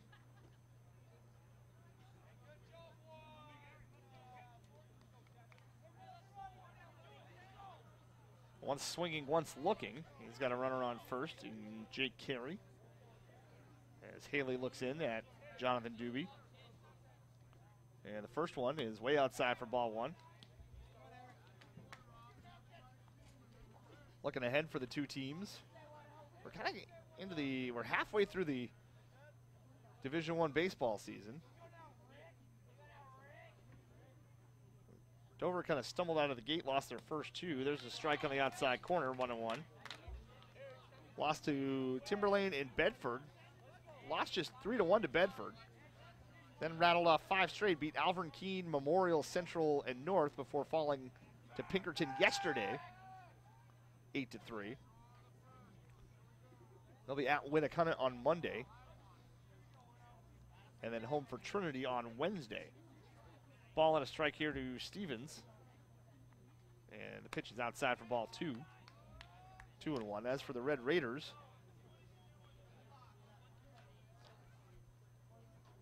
coming off a win at Nashua South, they will host Keene on Monday, head to Memorial on Wednesday, and then be back home for North on Friday. This one has popped up into right field. Crito took a step in, now moves back, camps underneath it, makes the catch for the second out of the inning. So 2 down for for Jake Lipinski, who will hit for himself, despite the action in the Dover bullpen. Lipinski's 1 for 1. Singled in the second, walked in the third. He wiggles the bat in the right-hand batter's box. Now he's ready. That one's in there for strike one on the outside corner from Brent Haley. 0-1.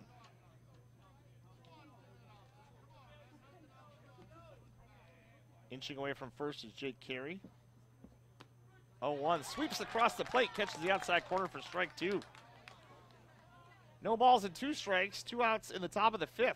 Tied at 3 between Dover and Spaulding. Brent Haley comes to the set and delivers. Outside for ball 1. Trying to get Lipinski to go fishing there. No offer from Jake.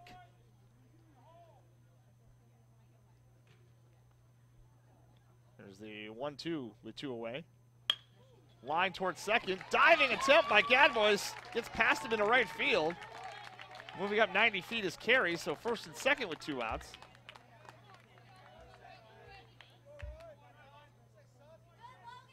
And that'll turn the order over for Ryan Coleman, who's 2 for 3. Singled to lead off the ball game, then reached on a bunt single in the second. Grounded out to third in the third. He's got first and second with 2 outs.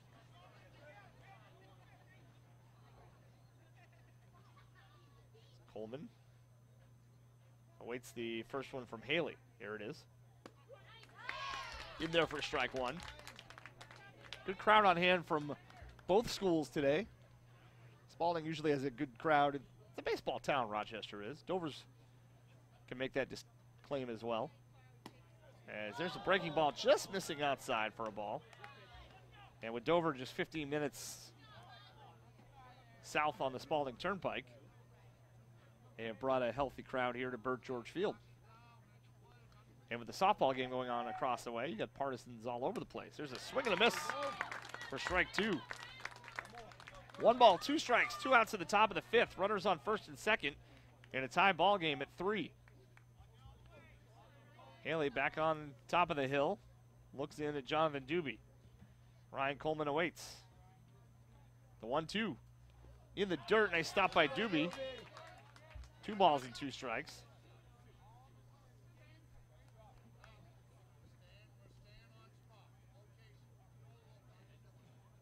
I think if you're Haley, you don't mind missing in the dirt there, especially when you know Doobie is a reliable backstop. It'll be a 2-2 with 2 on and 2 out. Popped into left field. Moving over is Craig. Still moving over. Makes the catch for the out. That retires the side. Dover puts a couple of on, but they leave them stranded. And after 4.5, we're tied at 3 between Dover and Spaulding. Here on MOSN, the McIsaac on Sports Network, presented by Lilac Car Wash.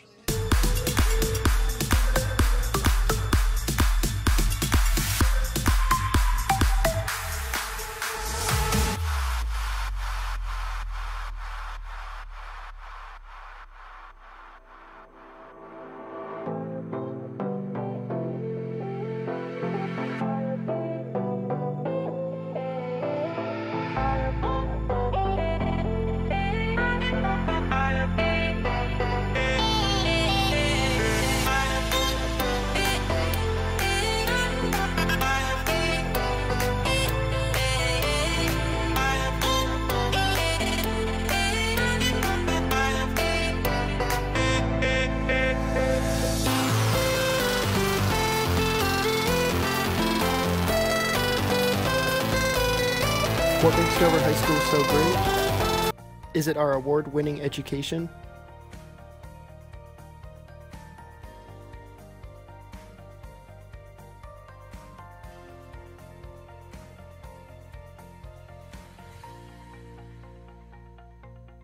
Or our athletic teams? And a shot and a score, and Dover will win it! Or our positive student body? We have it all. We are Dover High School.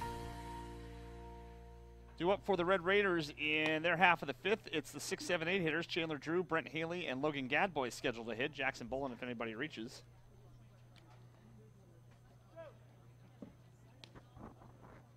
As for Dover, they've scored 3 runs on 9 hits, made no errors. They've left 10 men on base. Spaulding has scored 3 runs on 6 hits. They've made 1 error and left 8 men on base. So whoever ends up losing this one is going to look back and say, man, we had our chances.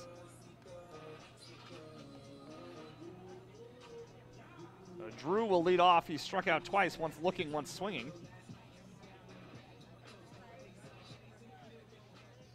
Still digging for the right side. New pitcher for Dover. I beg your pardon, missed that. And that is Johnny Cantwell, so that means somebody else is in right field.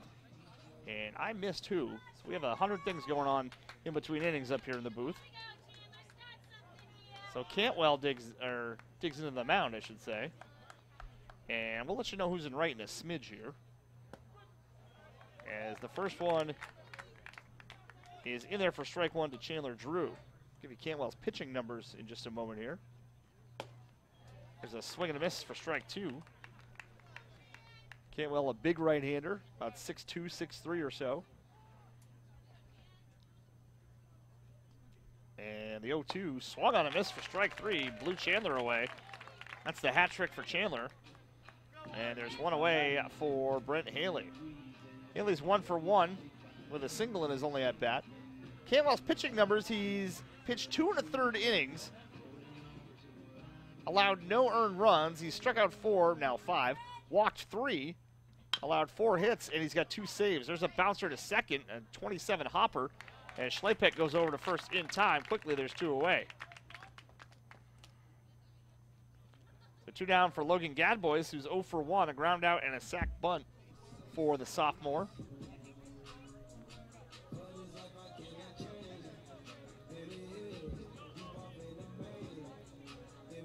So we'll try to figure out who's in right field when we can. There's a strike in the outside corner to Gadbois, 0-1.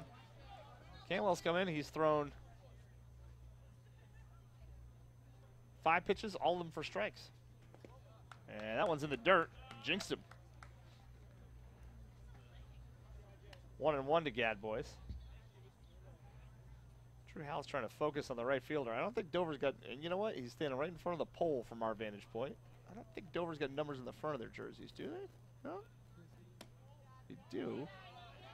As that one misses for ball 2. What number is that? Is that 22? They might have just switched spots between pitcher and third base. As there's ball 3, 3-1 to Gadbois. Like Cantwell's going to be angry with me when he hears I jinxed him. He threw 3 straight strikes, and I beg your pardon. Now it's 3-2. It's been 3-1. 3 balls and 2 strikes, 2 outs in the bottom of the 5th. And that one's in the dirt for ball 4. So a man on for Jackson Bolin, and he's been trouble tonight. 2 for 2. Doubled in the 2nd. Singled home a run in the 4th and came around to score. Cantwell tosses over to first, even though Gadbois wasn't more than an inch off the bag. So here's the lefty Bolin. Now another move over to first as Gadbois diving back in. Cantwell works quickly, holds the set at the belt, and gets Bolin to swing and miss at strike 1. Cantwell, such an outstanding athlete in all 3 sports. Football, basketball, and baseball. He steps off here and looks Gadbois back to the bag. The quarterback of the football team, a defensive stopper for the basketball team. He can also get up and throw down an alley-oop, as we saw in the Seacoast tournament. There's a swing and a foul tip into the mitt for strike 2. No balls, 2 strikes, 2 outs, runner on first. Tie game here in the bottom of the 5th. Johnny Cantwell ready with the 0-2. Here it is. High and outside for ball 1 to the lefty Jackson Bolin.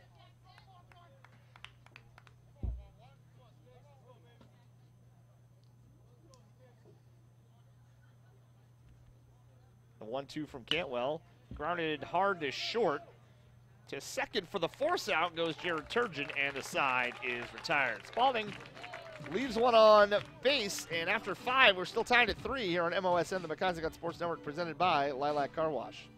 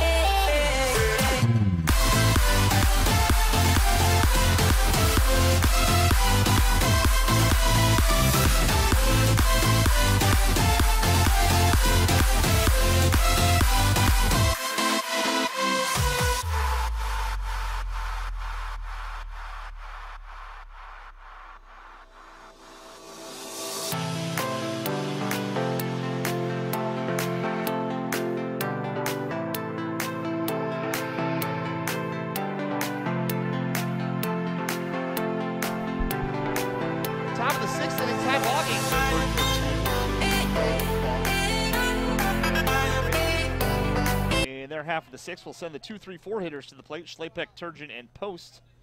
Cantwell if anybody reaches. Haley goes back to work for Spaulding on the mound. He gets a breaking ball in there for strike one. Schlapek 1 for 1, a sac bunt, a walk, and a single.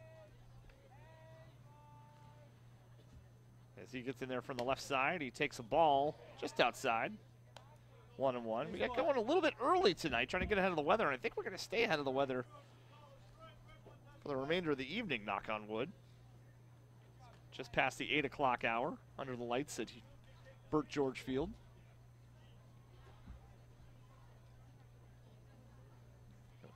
Jonathan Doobie jogged out to have a quick chat with Brent Haley. Might have been crossed up on the last pitch. 3-3 here in the top of the sixth. There's a hard ground ball to second. Gadbois gets over, knocks it down, makes a nice play. Gadbois had to go deep into the hole there. Made a very nice play for the first out of the inning. So one away for Jarrod Turgeon, who's 1 for 3. Turgeon singled home a run. Check that, doubled home a run in the first. Grounded out, or I should say popped out to second in the second, then hit to a 1-6-3 double play in the fourth. Here's the first one to him. It's high and tight for ball one. And for you Dover fans, I believe we heard that Dover girls lacrosse lost earlier. Didn't quite get the score there, but girls lax team fell earlier today. As that one's chopped foul. Even the count at 1-1.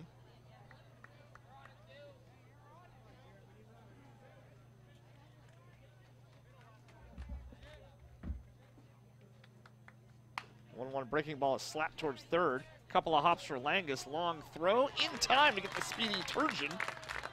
And there's quickly 2 away. So 2 down for Axel Post, who's 2 for 3. Post drove in a run with a single in the first inning, flew out to center in the second, doubled in the fourth, and was left stranded. Spaulding softball finished off Dover 13-1 across the way, so all the players and fans have matriculated over to the baseball field. That one drifts inside for ball one. That's right, matriculated is a word. I think I even used it in the correct context, possibly. There's the 1-0 from Brent Haley. That sweeps outside for a ball. 2-0. After one period, the Bruins have cut the lead to 2-1 against Tampa Bay. This one's driven to left field. Hard hit over the head of Killian Craig. That'll be extra bases. Post around first, headed into second. He will cruise in with a stand-up double. He hit that one right on the screws. It was over Killian Craig's head before he could even react. That's what you call getting a nice piece of one. So a runner in scoring position for Johnny Cantwell. Looks like we'll get a courtesy runner. I believe that is number 25 headed out there. We'll see who that is. Dylan Murphy, I believe, is the runner.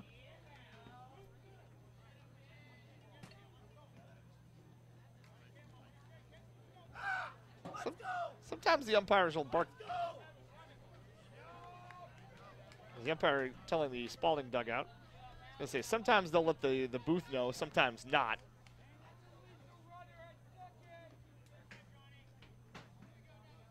As Brent Haley gets a new baseball. So Cantwell 0 for 2, reached on an error, walked and grounded out. He's been on base twice.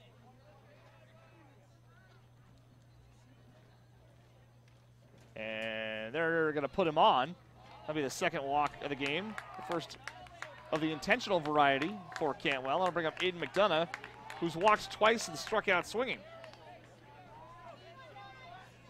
So he's got 2 out of the 3 true outcomes in baseball. Or said there were only 3 true outcomes in baseball: a walk, a strikeout, or a home run. Anything else depends on the defense and where they're positioned, if they make a play. As that one misses outside for ball one. The theory is once the ball leaves the pitcher's hand, there is nothing else he can do about the outcome of the at-bat. There's the 1-0 with runners on first and second. Swung on and popped foul out of play. Ball and a strike. Dylan Murphy, the runner on second. Johnny Cantwell was intentionally walked on first. Dover got all three of their runs in the first inning. As pitches in there for strike two. 1 ball, 2 strikes, 2 outs at the top of the sixth. Runners on first and second for Aidan Mcdonough. Brent Haley about to throw his 49th pitch in relief. He is ready, and here it is. Sweeps in low for a ball, stopped nicely by Doobie. And deuces are wild. 2 balls, 2 strikes, 2 outs, 2 on. 3-3 in the top of the sixth. And the pitch tapped foul, gets a piece of McDonough. So we'll have another 2-2 coming up. Red Sox are underway. Rick Porcillo on the mound in Arlington for the Red Sox. Brent Haley ready with another 2-2 from the set. Low for ball 3, and the runners will be moving here. Nice spot, 9. With a 3-2 count and 2 outs. Haley looks in at Doobie, now peeks back at first. He's ready with the payoff pitch. The runners go, here it is. A little bit high for ball 4. I think. Nobody's moved yet. Or was it fouled? It must have got a piece of the bat. Or either that or no pitch was called. I believe no pitch was the ruling. So now we'll have the 3-2. The runners will go. Pitch is fouled off. On a play third base side. I think McDonough was granted time before that last pitch, which looks behind away. And if you're the pitcher and you're already in your windup, you're told throw the pitch anyway so you don't get hurt. 3 balls and 2 strikes, 2 outs. Runners on first and second. They'll be off with the pitch from Brent Haley to Aidan Mcdonough. And here it is. Just inside for ball 4. Oh, the Spaulding crowd thought that was strike 3, but they're loaded up for Jake Carey. Ooh, that didn't miss by much. I think Jonathan Doobie's saying, are we sure that was a ball? So that'll bring up Jake Carey. Big spot for him. He's officially 1 for 1. A sac fly and an RBI, a sac bunt, and a single. Here's the first one to him. Breaking ball in there for strike 1. Brent Haley trying to work out of a jam here in the 6th. These are the late innings in high school baseball. The 0-1. Fisted foul. Perhaps playable for Doobie. No, he couldn't get over there. Didn't get high enough. And it's 0-2. I think Doobie's saying to Brent Haley, hey, man, you got to say that's up. I could have got it. I don't think there's any way Doobie was getting to that. It just didn't get high in the air. 2 balls and 2 strikes. 2 outs in the top. 3-3. Bases filled with Green Wave players. Brent Haley from the windup. The 0-2. High for ball 1.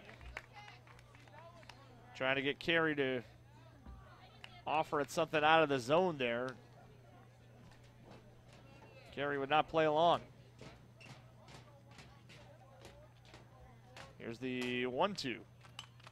Fouled straight back. We'll do it again at 1-2.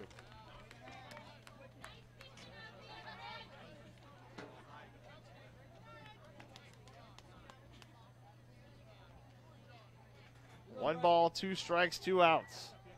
Murphy on third, Cantwell on second, McDonough on first. Jake Carey at the plate, and Haley will step off.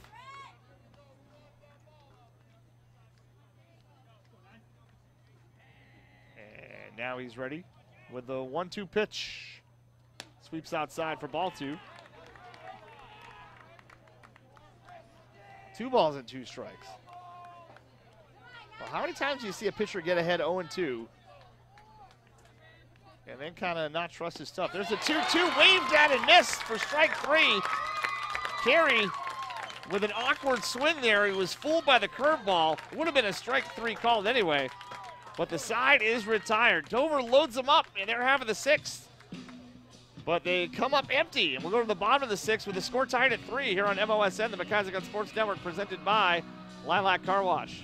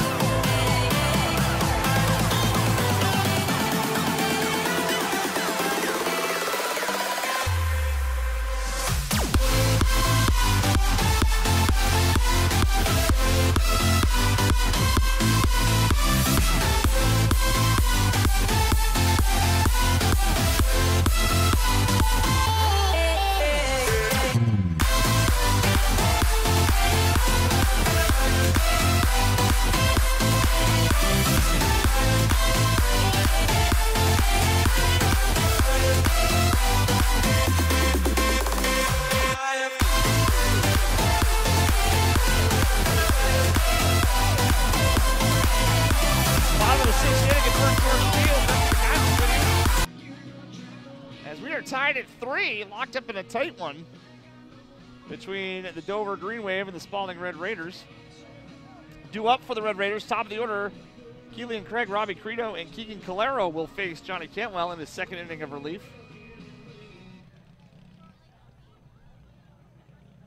As Dover scored 3 runs at the top of the 1st, they've threatened a whole bunch since, but have left 13 runners on base. Spaulding got 1 in the 3rd, 2 in the 4th. They've threatened a bunch as well. They've left 9 men on base, so a small army left on base tonight by both teams.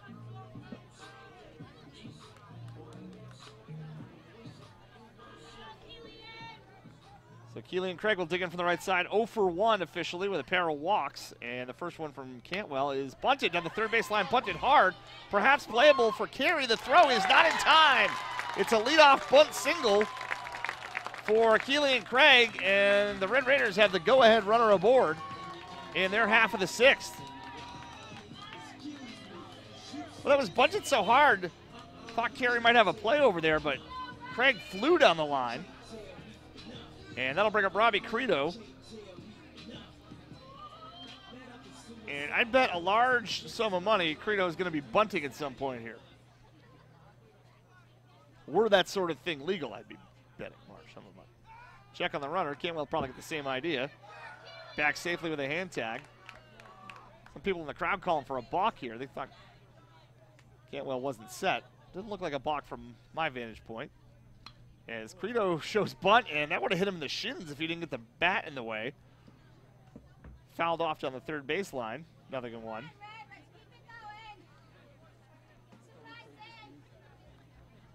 That was low and inside, and Cantwell ready. Couple peeks back at second, and the pitch just outside for ball 1. Cantwell came in relief to start the 5th inning. 1-1. Swung on a miss for strike 2. 1 ball and 2 strikes. 1 out in the bottom of the 6th, tied at 3. Runners on first and second for Spaulding. Jonathan Doobie at the plate. Johnny Cantwell on the mound, looking in at Axel Post. Now he's ready from the belt. The pitch outside for ball 3, or excuse me, ball 2. 2-2.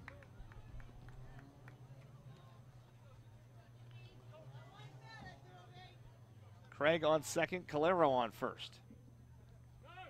And time granted once again.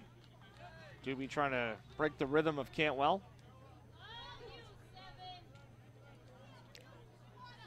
Doobie back in the batter's box, Cantwell back on the hill. Ready with the 2-2. Here it is. Outside for ball 3, and the count is full. Garrett Langus waiting on deck.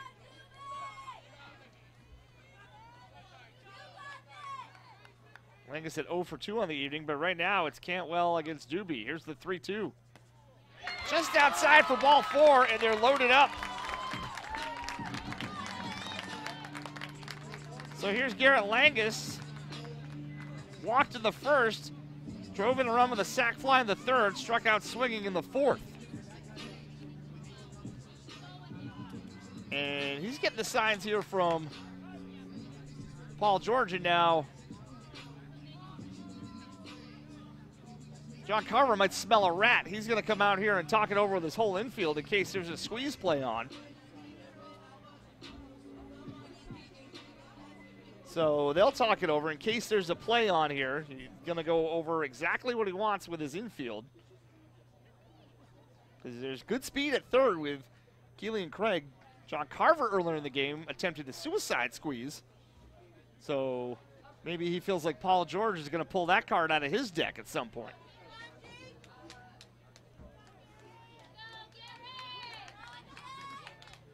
Bases loaded with 1 out in a tie ball game. Cantwell will step off. Get a new set of signs from Axel Post. 3-3 in the bottom of the 6th inning. The pitch from Cantwell on the inside corner to the righty Langus for strike 1. Cantwell yet to allow a run this season.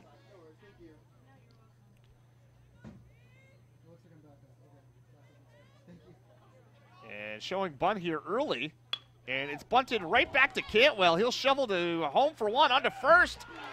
Ball was dropped. Now from third comes Calero. He scores! And the Red Raiders take the lead, and then over to second goes Langus. So they got the out at home, 1-2. They tried for the double play. The throw was low. Everybody kept running for Spaulding, and they take a 4-3 lead.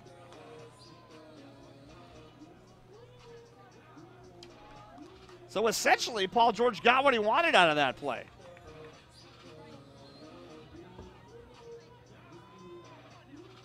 So score it.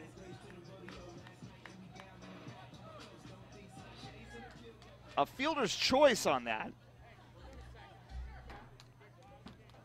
I'm looking for fielder's choice in my electronic scorebook there. 1-2 on the putout. Now they're going to talk it over, Axel Post and Johnny Cantwell. Craig was forced out at home. Calero never stopped running.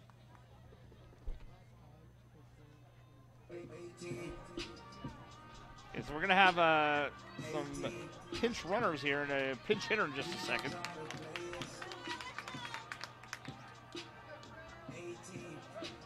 Doobie got all the way to third. And Langus to second on the throw.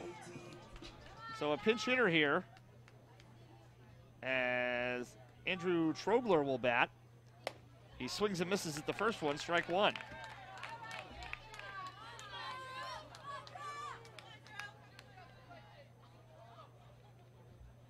Second and third with 2 outs. Spaulding still threatening here in the bottom of the 6th. That one sweeps outside for a ball. Well, what an unusual play. Langus showed bunt very early. He bunted it right back to the pitcher. Cantwell scooped it to home. And then the throw from Post was low, which prevented the double play from occurring. And then everybody kept running for Spaulding. The ball was kind of in the feet of the first baseman, Stevens. So that one's fouled off, 1-2. And Calero scored the go-ahead run. 4-3 Spaulding here in the bottom of the 6th. 1 ball and 2 strikes to Andrew Trogler, the pinch hitter. Cantwell from the belt with 2 away. Here it is. On the outside corner for strike 3 called, and the side is retired. But Spaulding grabs the lead. We'll go to the top of the 7th. Could be the last call for Dover here on MOSN, the McIsaac on Sports Network, presented by Lilac Car Wash.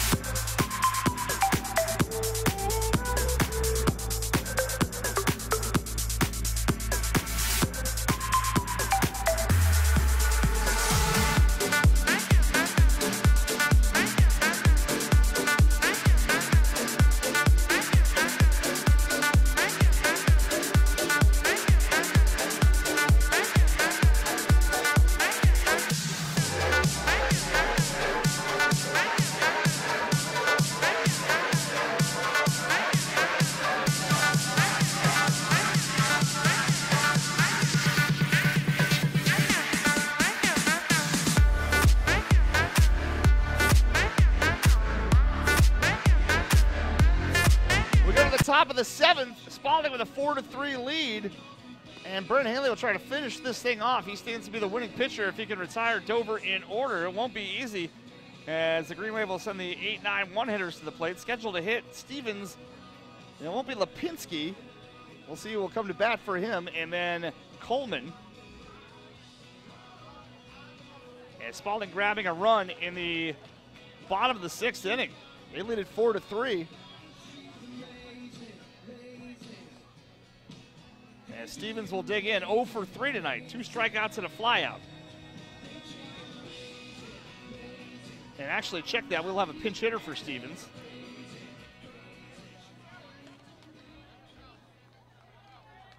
And that is number 23. Do I have a 23 in my scorebook? I might have put somebody in with the wrong number. Let's see. There's a ball high, 0-1. Or 1-0, I should say. That is Clay Gregg, who I have in as 32. That's my bad. There's a breaking ball in there for strike 1. To Clay Gregg, who hits from the left side. 1-1. There's a swing and a miss for strike 2. 1 ball and 2 strikes. Gregg at 250 on the season. He's a senior. From the windup, Brent Haley. Been very good in relief. Delivers. High and outside for ball 2. Nobody out in the top of the 7th. Spaulding up 4-3. Here's the 2-2 pitch. Breaking ball in there for strike 3 called, and there's 1 away. Just caught the outside corner of the plate. And there's 1 down in the Dover 7th. That's the 3rd strikeout for Brent Haley. And here's Jake Lipinski will bat for himself. He is 2 for 2, pair of singles and a walk. And he takes strike 1. So Lipinski now functioning as the DH after he came out as a pitcher. 0-1. Breaking ball almost got him. Lipinski tried to have that nick his uniform, but it missed him for ball 1. That's the right move there by Lipinski. Get that tying run aboard. Outside for ball 2, 2-1.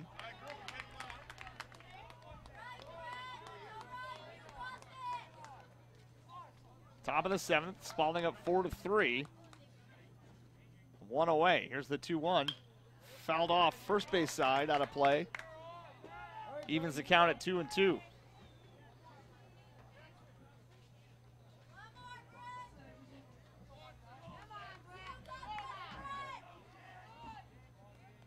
The 2-2. Reached and poked towards third. Charging in his Landis has to make a hard throw. He does. The sweep tag. Yes, he caught him with a tag. Did Chandler Drew, and there's 2 away. What a play by Chandler Drew. The throw is up the line at first. Now, here comes John Carver. He wants to talk it over. It looked like the umpire was going to signal safe, and then he said out. And now the first base umpire will get help from the home plate umpire. Drew swung around and swept the tag. And now safe is the call. So the home plate umpire overrules the first base umpire after he got help. So there's a runner on first with 1 away. And now Paul George would like an explanation. It was just between third and the pitcher's mound, and Langus made a heck of a play to get it over there, kind of threw it up the line a little bit. It'll go as an infield single, as Paul George is now talking to both umpires.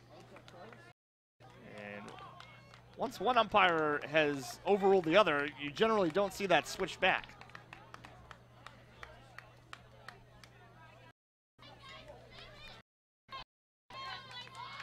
So the tying run is aboard in the 7th inning.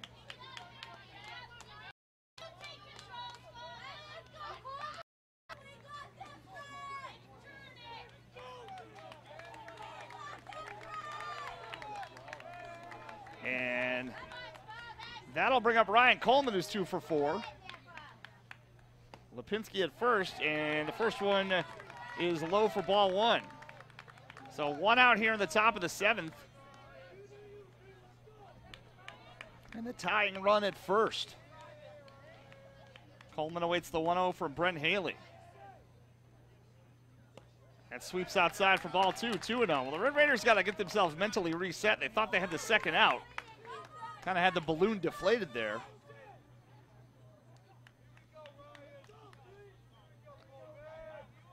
As inching away from first is Lipinski, the 2-0. In there for strike one.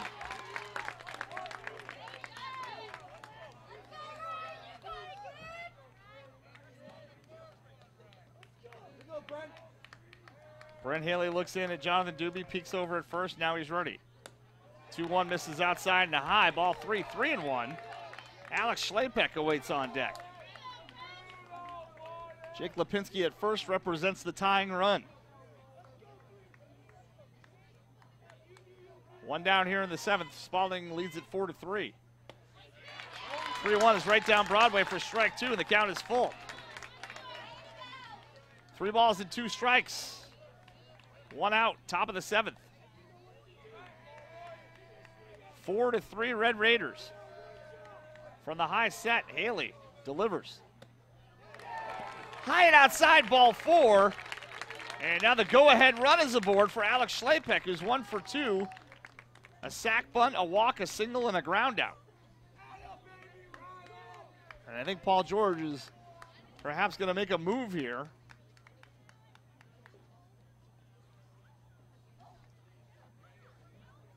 Well, he's out to talk it over with the pitcher. He doesn't have to bring in a new pitcher. It's not his second mound visit. He was out to talk it over with the umpires earlier, but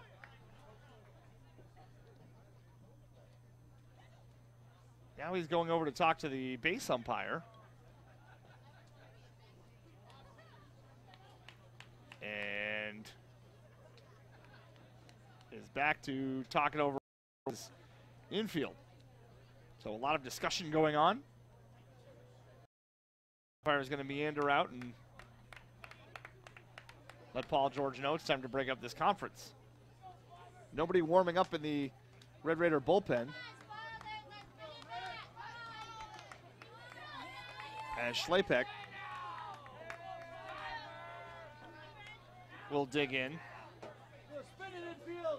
He grounded out to second and he singled to left. So he's gone all over the place as far as hitting the ball tonight. Here's Haley with runners on first and second now. Delivers bunt down the third baseline. It's a good one. Haley off the mound to field. He's got no play. He throws back to third. Not in time. Scampering back is Lipinski. Everybody's safe. And that wasn't a bad idea by Haley. He had no play at first, so he faked the throw and then went to third. But Lipinski got back in safely, and they're loaded up here in the 7th for Dover. So a bunt single.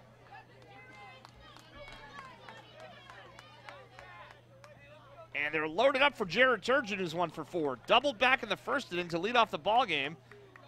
A fly out and a pair of ground outs since then. Still just 1 out in the inning. Remember, the Red Raiders thought they had the second out earlier, but the call was reversed. 4-3 Spaulding, 1 out in the 7th. The pitch from Haley. Flared into center field. That should get down. It will for a base hit. The ball game is tied. It sneaks behind Bolin. They'll send the potential go-ahead run. Here's the throw. Not in time. Dover takes the lead. 5-4 Green Wave on the RBI single from Jarrod Turgeon. Back and forth we go.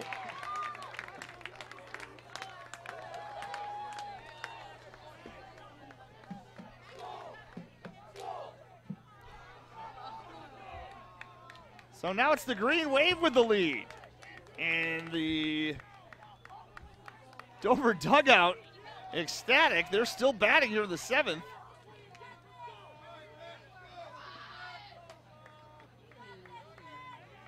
As Axel Post will dig in. And he's been trouble tonight. 3 for 4 with a pair of doubles. Drove in a run back in the first. There's a breaking ball high for ball one. This inning started out with a strikeout looking, and then what appeared to be the second out when Lipinski looked like he had been tagged out, but it was overruled. As there's a strike, 1-1.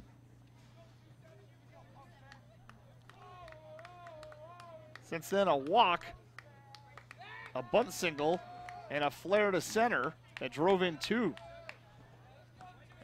And the Green Wave have taken the lead back 5-4. 1 ball, 1 strike, 1 out. First and second for Axel Post. And hits the outside corner for strike 2. In the Spaulding 7th, it would be the bottom of the order due up.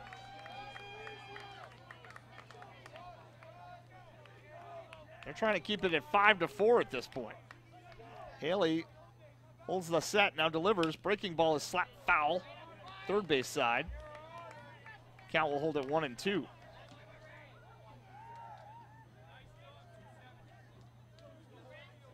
Game now 2 hours and 20 minutes old. And we'll have a bit more to play in the bottom of the 7th, at least. Breaking ball is lifted high in the air towards left. Healy and Craig lines it up, now comes in and makes the catch for the second out of the inning. Well, it looked like he might have lost it in the lights for a moment there, but recovered for out number 2, and that'll bring up Johnny Cantwell. Runners held at first and second on the out. Cantwell's 0 for 2. He's been on base 3 times, though. Reached on an error, walked, and intentionally walked. As he swings at the first pitch, lines it to right center field. Bowling moving over, still going over. Makes a diving catch. No, he doesn't. He gets past him.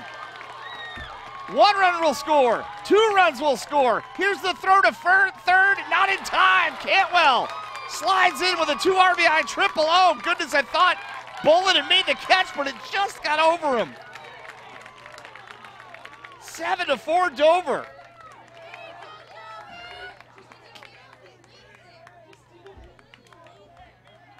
Cantwell clears the bases with a triple. And the Green Wave leave it 7-4. And still threatening here as Aidan Mcdonough comes to the plate. First one from Haley, swung on a miss for strike 1. So some 2-out thunder there from Johnny Cantwell. And Dover with a 7-4 lead. That one's in the dirt, stopped by Doobie. No advance from Cantwell from third. 1 ball and 1 strike. Oh, what an effort from Jackson Bolin. Laid out full extension. I thought he came up with it. But it was not to be. There's a chopper over the pitcher's head. Gadboy's in between hop, grabs it, fires.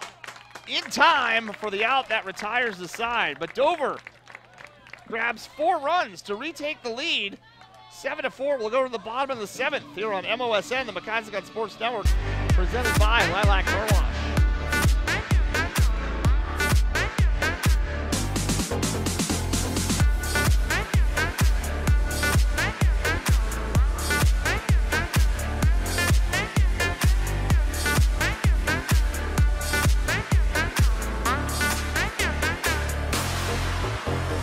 Rock and roll music and why I preach against it.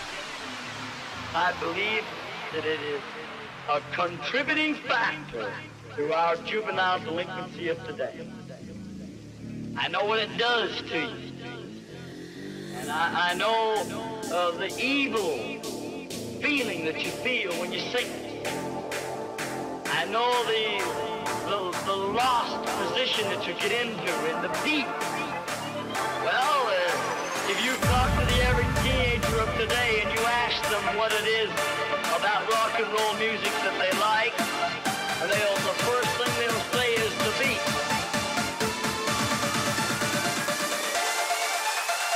The beat.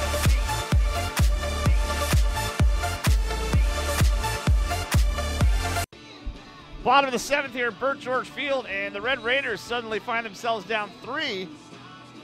They'll have to rally to keep this thing going, and the bottom of the order due up for Spaulding. It'll be the 7, 8, 9 hitters. Haley's scheduled to hit, then Gadbois and Bolin. We'll see who comes to the plate.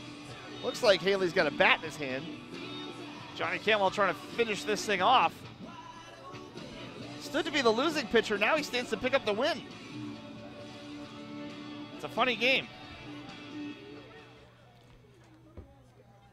As Carver's talking something over with the umpire. I imagine there's some defensive changes. Where they are, I can't quite. It's hard to see the Dover numbers anyway. It's black on green with a white outline, so I could make a guess, but it would be just a guess.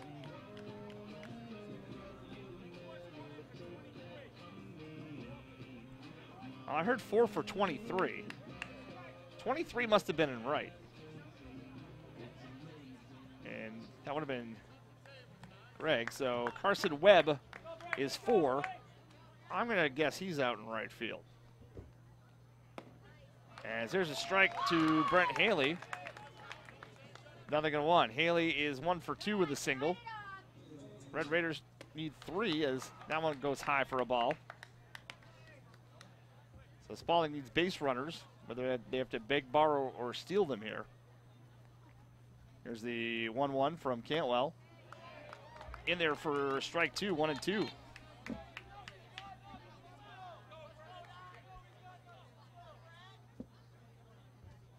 One, two, swung on a miss for strike 3, and there's 1 away. So here's Logan Gadbois 0 for 1. Grounded out, laid down a sac bunt, and walked, I should say. Bottom of the 7th, Dover up 7-4. They grabbed 4 runs in the top of the 7th inning. Pitch from Cantwell's right down the middle for strike 1. Oh, this has been a wild one. John Crito was just up here a second ago. So swing and a miss for strike 2.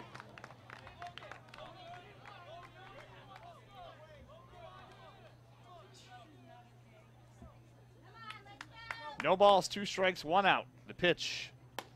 Swung on a miss for strike 3, and the Green Wave an out away from winning this one when it looked dire just a half an inning ago. So here's Jackson Bolin trying to keep the ball game going.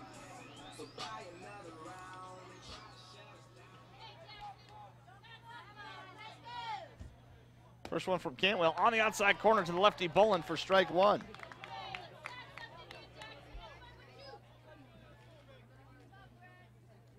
The 0-1 foul tipped right at the plate for strike 2. The Red Raiders down to their final strike. No balls, 2 strikes, 2 outs in the bottom of the 7th. Dover up 7-4. Cantwell for the windup. The kick and the pitch.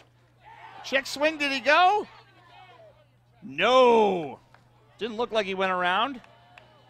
And it's called ball 1.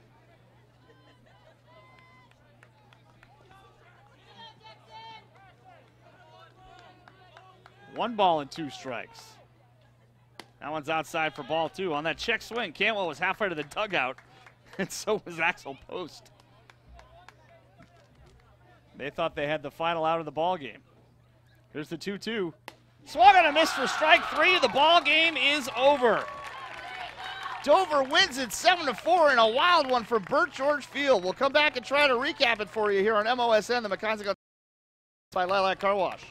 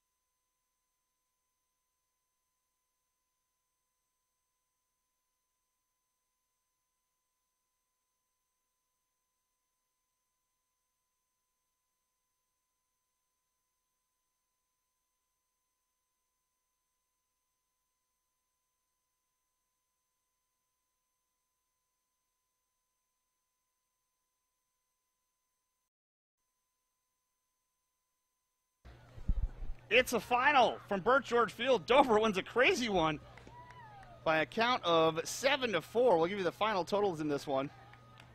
As for the Green Wave, 7 runs on 14 hits. They made no errors. They left 14 on base. For Spaulding, 4 runs on 7 hits. They made 1 error and left 11.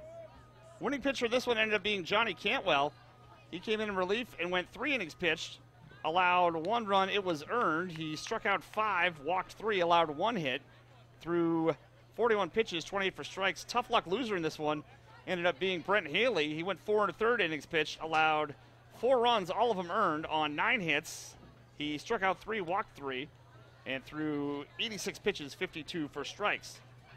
The game was played in 2 hours and 28 minutes in front of a crowd of about 250 or so here at Burt George Field. So Dover 6th on the season. They will be in action again on Monday, and they will take on, I'll tell you in just a moment here. They will take on Winnicott in Hampton. Spaulding drops to 5-4, and for the Red Raiders, their next game will be Monday at home against Keene. Well, thanks so much for listening, everyone. Our next broadcast will be Wednesday. We'll be at Exeter High School. The Blue Hawks will take on the Bedford Bulldogs in a Division I state championship rematch. Well, for the whole crew up here, Drew Hallett, Jen Schick, Ruth, my name is Justin McIsaac. Thanks for listening or watching. So long, everybody.